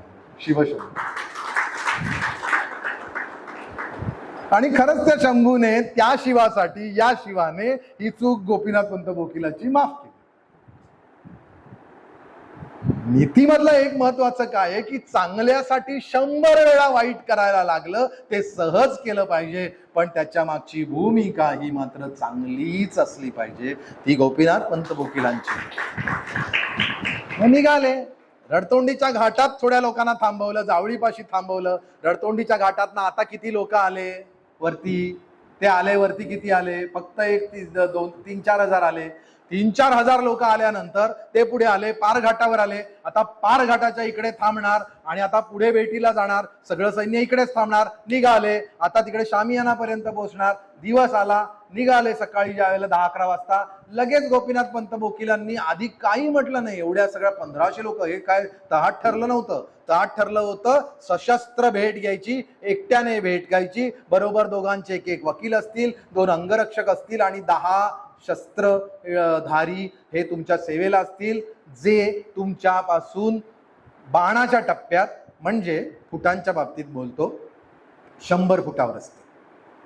म्हणजे त्या शामियानाच्या बाहेर 100 फुटावर 10 लोक उभे आहेत दोन्ही बाजूला. आतमध्ये महाराज अफजल खान आणि त्याच्याबरोबर दोघांचे वकील आहेत. काय झालं की एवढं सगळं ज्यावेळेला तरी सुद्धा अफजल खानाने 1,500 फौज बरोबर घेतली. हे काय ठरलं नव्हतं ना तहात, ती 1,500. बरं, आता ह्याच्यावर गोपीनाथ पंत बोकीलांनी लगेच ऑब्जेक्शन घ्यायला म्हणजे नाही घेतलं. त्यांनी पारघाट ओलांडायला दिला. पारघाट ओलांडल्यावरती गेले आणि बरोबर त्या भेटीच्या ठिकाणाच्या आधी एका वळणावर थांबले आणि पुन्हा म्हणायला लागले, जाऊ दे तुम्ही परत जा, महाराज नाही भेटणार. हे 1500 लोक बघितले, ते खालीच उतरणार नाही. तर पारघाटापासून एवढ्या वरती आलापर्यंत हा म्हातारा बोलला नाही. आता खान साहेबाला पालखीच्या जवळ येऊन म्हणतो, तुम्ही जाऊ दे, पालखी परत फिरवा, नाही भेटणार महाराज. जे करायला म्हणून तो उतावीळ झाला होता, तो लगेच म्हणतो की नाही, तुम्ही काय ठरलं होतं, त्यांना मी कळवलं होतं 1,500 वगैरे हे ठरलं नव्हतं आपल्या ह्याच्यात. पण मग ते तू पारघाटात का नाही बोलला? पहा स्ट्रॅटेजी. हे जे काय गोपीनाथ पंतीलांचं डोकं आहे ना, हे काय इतकं सोपं नाही आहे. त्यांनी त्या पारघाटातलं सैन्य सुद्धा जे काय 3,000 होतं ते सुद्धा अर्ध केलं. ये वरती 1,500 आणि या 1,500 लोकांना आता समोर आणला आणि त्या जनीचं टेंब आहे जिथे ही भेट झाली, त्याच्यात थोडं खाली एक वळण आहे. नाही हो, तुम्ही गेल्याशिवाय माझ्याबरोबर तिकडे मी सांगणार नाही, हे इथे मला दाखवायला लागेल. तिकडे थांबवलं लोकांना 1,500. आता मग फक्त ठरल्याप्रमाणे 10 लोक आणि 2 लोक असे घेऊन चालले, जाऊ दे भेट घेऊया. कुठेतरी 1-1.5-2च्या सुमारास, 2:30च्या सुमारास तो खान शेवटी वरती पोचला. अफजल खान शामियाना बघितला, क्या बात आहे, मस्त, इतकं सुंदर वगैरे सगळं केलं कौतुक. ते सगळं पोवाड्यात आलेलं आहे, मी काय जात नाही त्याच्या खोलीत. शिवाजी महाराज उतरले. शिवाजी महाराजांनी आदल्या रात्री सगळं सांगितलं होतं. आता मी तुम्हाला नीती सांगतो. काय झालं, या गोपीनाथ पंत बोकीलांनी जिकडे जिकडे त्याचं सैन्य थांबवलं ना, बरोबर त्याच्या बाजूला एक फौजा या झाडीत लपवलेल्या होत्या. हा म्हातारा काय बरा नव्हता. त्याने आधीच ठरल्याप्रमाणे इथे तोंड उघडायचं, इकडे लोकांना थांबवायचं, कारण यांच्यावर आक्रमण करायला जी टोळी येणार आहे ती टोळी या झाडीत लपलेली आहे. हे त्या झाडीत लपलेली आहे माहित नाही, पण ती झाडीत 3 दिवस आधीपासून मुक्काम ठोकून आहे. गळींमध्ये आहेत, गुहांमध्ये आहेत, डोंगराच्या कडेकपाऱ्यांमध्ये लपले आहेत मराठे. बरं, हे सामान्य मराठे आहेत का? एका बाजूला त्या रडतोंडीच्या घाटामध्ये मोरोपंत पिंगळे आहेत, त्या बाजूला तिकडे आंबेनळीच्या घाटामध्ये नेतोजी पालकर बसले आहेत, इकडे नाईकजी पांढरे आहेत. हे चोर वगैरे सगळे, संभाजी बाजी जेदे वगैरे, ही सगळी बांधलांची फौज पलीकडे पारघाटाच्या इकडे बसलेली आहे. हे सगळं लपवलेलं होतं. आणि हे कमी की काय म्हणून याच्या पलीकडे असलेल्या त्या वाईच्या प्रांतामध्ये तर शांत मस्तपैकी आता लोकांनी नाचगाणी करायला सुरुवात केलेली आहे, कारण त्यांना कल्पनाच नाही की काहीतरी नवीन घडून येणार आहे. त्यामुळे ते शांत बसलेत तिकडे. असं सगळं युद्धाची रचना केली. शिवाजी महाराजांनी भेट घेतली. भेट घेताना महाराजांनी अफजल खानाला एकाकी मिठीत घेतलं. त्यांनी हार केला. महाराजांनी वार चुकवला, फाटलं, पण महाराजांनी समोरासमोर युद्ध केलं. युद्धामध्ये 2 आहेत. एक बिचवा मारला आणि काढलं. वाघनख विसरून जा. मी वाघनखांवर का बोलणार नाही, कारण वाघनखाने खून नाही होत, वाघनखाने जखमी होत. वाघनखाचा अभ्यास करा. वाघनख हे पोवाड्यामध्ये आलेलं आहे, कुठल्याही कागदपत्रात आलेलं नाही. तो नंतरचा पोवाडा आहे, उत्तरकालीन. ती त्या शाहिराचं आवडतं शस्त्र असू शकतं, म्हणूनही त्यांनी महाराजांच्या बोटात बुजवलं असेल. शिवभारत जो सगळ्यात मोठा पुरावा आहे, जो परमानंद कवीने लिहिलेला आहे आणि ते शिवाजी महाराजांच्या आज्ञेने लिहिलंय, शिवाजी महाराजांच्या समोर बसून लिहिलंय, शिवाजी महाराजांना दाखवून लिहिलेलं आहे. तो सगळ्यात महत्वाचा पुरावा समकालीन आहे. त्याच्यामध्ये थेट अफजल खानाला महाराजांनी तलवारीने मारलं असा होतं. आणि मलाही वाटतं, कारण लपवलेलं काहीच नव्हतं ना. दोघांच्या भेटीचा जो मसुदा आहे त्या मसुदामध्ये सशस्त्र भेट आहे. म्हणजे त्या अफजल खानाच्या समोर सुद्धा कमरेला तलवार लटकत असणार आहे, शिवाजी महाराजांच्या सुद्धा कमरेला तलवार लटकत असणार आहे. समोर बिचवा दिसतो आहे, हे सगळं समोरासमोर आहे. लपवालपवीचं काहीच नाही, कारण ते सरळ कलमात आहे. मग जर तलवारीनेच थेट केलं तर ते मारणं खूप सोपं आहे, कारण तो त्या शामियात एकटा आहे. बरं, कृष्णाजी भास्कर ब्राह्मण आहे आणि ब्राह्मणाने तलवार उचलायची नसते हा शास्त्र संकेत आहे हिंदू धर्मात. जर तो क्षत्रिय धर्म पाळत नसेल तर, म्हणजे पेशव्यांनी ते शस्त्र का उच्चारलं, कारण ते क्षत्रिय झाले. त्यांनी ज्यावेळेला क्षत्रिय धर्म घेतला त्यावेळेला त्यांनी तलवार उचलली, मग त्यावेळेला त्यांना ब्रह्मकर्माला लागू नाहीत ते. आपल्याकडे वर्णाश्रमामध्ये कर्मावरून त्या माणसाचा वर्ण हा ठरतो. आपल्याकडे फार मोठा गैरसमज आहे. त्यामुळे जर त्यांनी कर्म बदललं तर त्याचा वर्णही बदलत असेल. अशा रीतीने हे जे तलवारीने युद्ध केलं ते इतकं पटकन केलं. आणि अफजल खानाचं काय झालं की अफजल खानसाठी हा सडन अटॅक होता. त्याने व्हिज्युअलाइजच कधी केलं नसेल स्वप्नात सुद्धा की शिवाजी आपल्या अंगावर येईल. त्याच्यामुळे तो थोडा बेसावध होता. बरं, तो काहीतरी स्वतःचा तोल सावरेपर्यंत त्याच्यावर सपासप जर तलवारच खुपसली असेल आणि ती फिरवली असेल तर तो थेट घायाळ होईल, मृत्युमुखी पडेल. खाली पडला तो, तेवढ्यात त्या कृष्णाजी भास्कराने अफजल खानाच्याच कमरेची तलवार उचलून महाराजांवर हाव घातला. तो त्यांच्या डोक्याला लागला. महाराजांनी तो थांबवला आणि त्याला सांगितलं की ब्राह्मणावरती क्षत्रियाने हात उचलू नये. कृष्णाजी, जरी तुम्ही वकील पलीकडे अफजल खान असेल तरी थांबा. पण कृष्णाजी भास्करला, कारण कसं आहे, ते जरी समजा त्यांनी मारलं नसतं तर त्याला त्याच्याच लोकांनी मारला नसता काय 2 मिनिटात. तू अफजल खानाला मरायला दिलं, शेवटी असाही मरणार तसाही मरणार. त्याने तलवार उचलली आणि त्याने शिवाजी महाराजांना पुन्हा गाव घातला. शिवाजी महाराजांनी विचार केला नाही, कृष्णाजी भास्करचा शिरच्छेद केला. या इकडे गोपीनाथ पंत बोकील एवढा सगळ्याच्या सगळं समोर तमाशा चाललाय, खुनाखुनी होते, ते मात्र शांत. हेच मी तर म्हणत होतो, हे असंच होणार.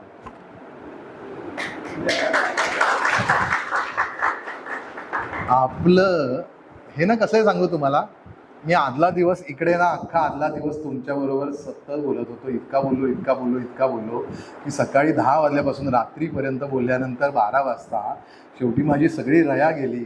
मला ताप आला. या महान पुरुषाला ज्या वेळेला कळलं असं काहीतरी झालं सरांचं, तो सकाळी पोचला. त्यांनी वैद्य म्हणून सरळ आपल्या हातात ती तब्येत घेतली आणि त्यांनी चालू केलं. त्यांच्या कृपेमुळे जरी मी ताप होता, जरी मला ते नव्हतं, तरी सुद्धा मी दुसऱ्या दिवशी बोललो. पण हा कार्यक्रम करत असताना मी हे सगळं ठरवलं होतं ना, हे असं होणार, हे असं होणार. माझ्या सगळ्या मुलांना सांगितलं, हे असं करायचं, असं करायचं, असं करायचं. त्या सगळ्यांनी नेमकं तसं केलं. मग आता ते नेमकं तसं केलं, हे मी जर ठरवलेलं आहे आणि ते तसंच घडलंय, तर सर्वात जास्त आनंद कोणाला होणार? मला. मग त्या अफजल खानाची जी तलवारी जर पोट पाडलं असेल, त्याचा सगळ्यात जर कोणाला आनंद झाला असेल तर तो कोणाला? गोपीनाथ पंतांनी. याचसाठी केला होता अट्टास ना. अफजल खान मारला, बरं मारला, लगेच शिंगे वाजवणारे, त्यांना शिंग्या असं म्हणतात, ते शिंगे वाजवणारे प्रतापगडाच्या दरवाजात उभे केले होते. अफजल खानाला मारल्या महाराज निघाले, कृष्णाजी भास्करला मारून तडक निघाले, गंभीर चेहरा, रक्ताळलेलं शरीर, आणि ते पटकन निघाले. मागचे जो तेवढे बघेपर्यंत तो सय्यद बंदा धावत आला. सय्यद बंदा धावत येऊन त्याच्यावर घालणार तितक्याच जीवामालाने महाराजांना हटवलं. तुम्ही जा, मी बघतो याला, आणि त्याला लोळवला, त्याला तोडला, फाडला. आता हा जो काही आहे याचं नाव सईद आहे. त्याला बंदा, बंदेशा वगैरे काही नाही, सईद हेच नाव आहे. आणि त्यामुळे ह्या सईदला मारला, इकडचे 10 इकडचे 10 भिडले. हे सगळं बघताना अफजल खान बाहेर आला. तो तेवढा रक्ताळलेला, त्याचा प्राणच चालला होता. त्याने त्या भोयांना पालखीमध्ये त्यांनी अंग टाकलं. भोयांना म्हणाला, चल मला घेऊन चाल. आता याला सुद्धा शिवाजी महाराजांची नीती होती. ते 10 जण बसलेले होते, ते या 10 जणांसाठी नव्हते, त्याच्यातले 8 जण होते. त्यांनी त्या 10 जणांना संपवायचं. उरलेल्या दोघांनी, एकाने महाराजांबरोबर जायचं, एकाने अफजल खानाला संपवायचं. किती कॅल्क्युलेशन्स. तर लगेच संभाजी गावजी तिकडनं धावत आला. त्याने त्या अफजल खानाच्या तडपडणाऱ्याला पटकन त्या भोयांचे पाय तोडले आणि त्याचं मुंडकं कापलं. ते हातात धरला. पाठीमागे दुसऱ्या घोड्यावर आरूढ झाला. पुढच्या घोड्यावर शिवाजी महाराज पुढे गेलेत. पाठीमागून हा मुंडकं घेऊन धावत सुटला.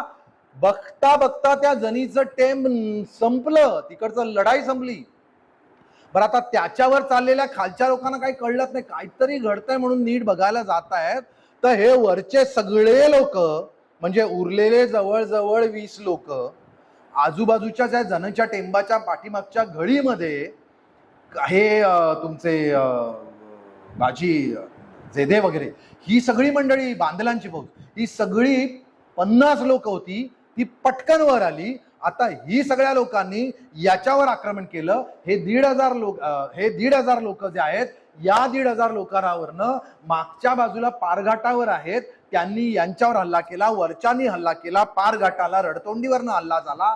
त्या बाजूने तिकडनं सरळ नेताजी पालकर निघाला. तो लगेच इकडे पारघाटात आणि यांना दोघांना मदत करून थेट मधल्या मार्गाने रडतोंडीचा, म्हणजे त्यांनी पसरळीच्या बाजूला गेला, चिखलीच्या बाजूला गेला आणि संध्याकाळी 7 वाजेपर्यंत नेताजी वाईला पोचलेला होता. कल्पना करा, 1,500 5,000 जावळीतले, मध्ये असलेले म्हणजे त्या पुढच्या पसरणीच्या घाटात असलेले 4-5 हजार आणि वाईकडे असलेले उरलेले 10,000, ह्या सगळ्यांना 3.5 तासात संपवलं. हे युद्ध हे जिंकलं. शिवाजी महाराजांच्या युद्धनीतीतला, ज्याला आपण म्हणूया ना मॅन मॅनेजमेंट, टाइम मॅनेजमेंट. बरं, चुका काही झाल्या, पटकन काही एखादा प्लॅन होता पण एखादा मारला गेला पटकन, तर त्याला रिम्बर्स कोण करेल, लगेच कोण त्याची जागा घेईल, इतका बारीक विचार केलेला, त्यामुळे चूकच नाही झाली. बरं, तो प्रतापराव मोरे जो अफजल खानाच्या सैन्यात, अफजल खानचा मुलगा फाजल खान, अंकुश खान वगैरे हे सगळे लोक पळत सुटले. इकडे बाप मरून पडला, पोरगा लढेल छे. उलट जर वेळ मिळाला असता तर त्याला मी मारून त्याची सत्ता काबीज केली असती. ही संस्कृती आहे ना त्यांची. ते थोडी बापाबरोबरचं प्रेम. आमच्याकडे इकडे बापाचं मुलावर प्रेम एवढं असतं आणि मुलाचं बापावर असतं की मुलगा बापाला सांगतो हे अजिबात करायचं नाही, हा बाप म्हणतो तो म्हणतो ना म्हणून मी नाही करणार. बापाने सांगितलं ना मुलाला हे अजिबात करायचं नाही ना, मुलगा म्हणतो तो नाही. ही बापा मुलाची आपली हिंदू संस्कृती आहे. आणि इकडे काय आहे, बाप कधी एकदा आजारी पडतोय आणि ती सत्ता, मग भाऊ नाही, सगळ्या भावांना मारायचं, त्या गादीवर बसायचं. आणि बापाने जर तो जिवंत असलाच तर त्याला आता कधी मरशील, मी थत्तेवर बसलोय, 5व्या दिवशी 10व्या दिवशी 5 महिने तेवढं सांग. तो म्हणाला नाही मी 1-1.5 वर्ष मरणार नाही. मग ठीक आहे, मग तुला आत्ताच म्हणतो. इतकं घाणेरडं औरंगजेबाने केलंय. हे सांगतोय ना, हे केवळ कल्पना नाही सांगितली. हे असंच सगळं मुघलांचा इतिहास आहे. हा असा सगळा आदिलशहांचा इतिहास आहे, बहमनी राज्याचा इतिहास आहे. या सगळ्या सुलतानी वृत्तीमध्ये फरक एवढाच आहे की राजकारणामध्ये आपण हे शिकलो आणि शिवाजी महाराज आणि संभाजी महाराज आणि राजारामांकडून पुत्र भावंड आणि नातं कसं असतं, संभाजीराजांचं शिवाजी महाराजांवर प्रेम काय आहे, शिवाजी महाराजांचं संभाजीराजांवर प्रेम काय आहे, संभाजीराजांचं राजाराम महाराजांवर प्रेम काय आहे, राजाराम महाराजांचं महाराजांवर प्रेम काय आहे. ज्या रामांचं छत्रपतीचं मध्ये पर्वामध्ये राजाराम महाराजांवर बोलूच आपण. राजाराम महाराजांनी राजावरती मंचकारोहण प्रतिकूल परिस्थितीत घेतलं. त्यावेळेला राजारामांच्या एका पत्रामध्ये आलेलं आहे की हे राज्य शाहूचं आहे, त्या राज्याचा स्वामी शंभूराजांचा शाहू आहे, मी नाही. मी भरताच्या भावनेने केवळ पादुका जपतो आहे, राज्य जपतो आहे. ते ज्या दिवशी शाहू येईल त्या दिवशी त्याचं त्याला परत देणार. ही भावंडांची पद्धत आहे. हो, शिवाजी महाराजांच्या रक्तामधली नीतिमत्ता, मनातली नीतिमत्ता आणि युद्धशास्त्रातली नीतिमत्ता ही ज्या दिवशी आपल्याला कळेल त्या दिवशी आपल्याला फतेखानाची स्वारी कळेल, त्या दिवशी आपल्याला प्रतापगडचं युद्ध कळेल, त्या दिवशी शाहिस्तेखानावरचा छापा कळेल. 3 महिने अडकल्यानंतर पन्हाळ्याच्या वेड्यातून कसं सुटायचं याचं रणकंदन कळेल. ज्या बाजीने ज्या मनामनातली ही माणसं सगळी जोडलेली, विरोधकाला सुद्धा आपलंसं केलेलं, त्या बाजीने जिथे देह अर्पण केला, ती बांधलांची अख्खी फौज ज्या घोडखिंडीमध्ये सगळीच्या सगळी गेली, हे सगळं आपल्याला समजायचं असेल, साल्हेरची लढाई समजायला असेल तर शिवाजी महाराजांच्या मनाचा समाजाच्या मनाचा, म्हणजे त्यावेळेला लोक होती त्या लोकांच्या मनाचा, त्यावेळच्या परिस्थितीतल्या आव्हानांचा आणि त्यावेळच्या सगळ्या शत्रूंच्या मनाचा आणि त्यांचा अभ्यास जर आपण केला तर मला असं वाटतं की शिवाजी महाराजांच्या युद्धनीतीचा आपण खऱ्या अर्थाने आकलन करू शकतो. ते जर नाही जमलं तर मग मी नुसताच बोललो, ये हृदयचे ते हृदय घातले पाहिजे. थांबतो कारण कौतुक सोहळा करायचा आहे, नंतर मला पुन्हा पळायचं आहे. आणि यावेळेला जर तुम्ही म्हणाल आम्हाला आता भेटल्याशिवाय जर नाही गेलं ना तर चालेल, हे कमलेश वगैरे तर म्हणतील रात्रीपर्यंत थांबा सर, मी मुंबईला जाऊन सोडून घेईन तुम्हाला, पण मग आता सगळ्या लोकांना भेटल्याशिवाय जायचं नाही. आणि मग तो मला म्हणजे तो मला नाही टाकता येणार म्हणून थांबतो, नाहीतर मला भरपूर बोलायला आलं असेल. पण उरलेली युद्ध आपण पुढच्या ह्याच्यात घेणार आहोत आणि ती युद्ध पण देखणी आहे. पण मग सगळ्या मित्रमंडळी हे आवडलं असेल, खरंच काहीतरी वेगळं ऐकायला मिळालं असेल, युद्धनीती कळत असेल, हे जर खरंच आवडलं असेल तर आपल्या सगळ्या लोकांना घेऊन घ्या. म्हणजे मग काय होईल, तुम्हाला जे आवडलं ते इतरांना पण आनंद जर शेअर केला तर मग शहाणे करून सोडावे सकळ जन होईल ना. तसं करा, म्हणजे मग आपण खऱ्या अर्थाने शिवचरित्र प्रसार कार्याचीही गुढी निघू असं. कौतुक सोहळ्याला प्रारंभ करणार आहोत. आपले सगळेच्या सगळे पाहुणे आहेत आणि तुम्ही सगळी मंडळी ज्यांनी खूप मेहनत घेतली ती आहे. माझं कौतुकाचं भाषण मी आता नाही करणार आहे, कारण मी युद्धनीतीचं पर्व माझं आज पुष्प संपवतो आहे. पुढच्या पुष्पामध्ये प्रतापगडच्या युद्धानंतर काय घडलं आणि पुढच्या लढायांमध्ये शिवाजी महाराजांनी कोणकोणते पॅटर्न्स वापरले, कोणतेही पॅटर्न रिटर्न नाही केले, कुठल्या चुका सुधारल्या, त्या कधीच केल्या नाहीत, या सगळ्याचा आपण साक्षेप घेऊया. तोपर्यंत मी थांबतो. आता शेवटी आपण नंतर करूच, पण मी मात्र शिवाजी महाराजांवरचं बोलणं थांबताना माझा आयुष्यभराच्या व्रतातला जो काही पण आहे, ज्या नियम आहे तो नाही सोडणार. शिवाजी महाराजांनी एवढे पराक्रम गाजवले, त्या सगळ्या यशांबद्दल आपण त्याचा जय जयकार केलाच पाहिजे ना.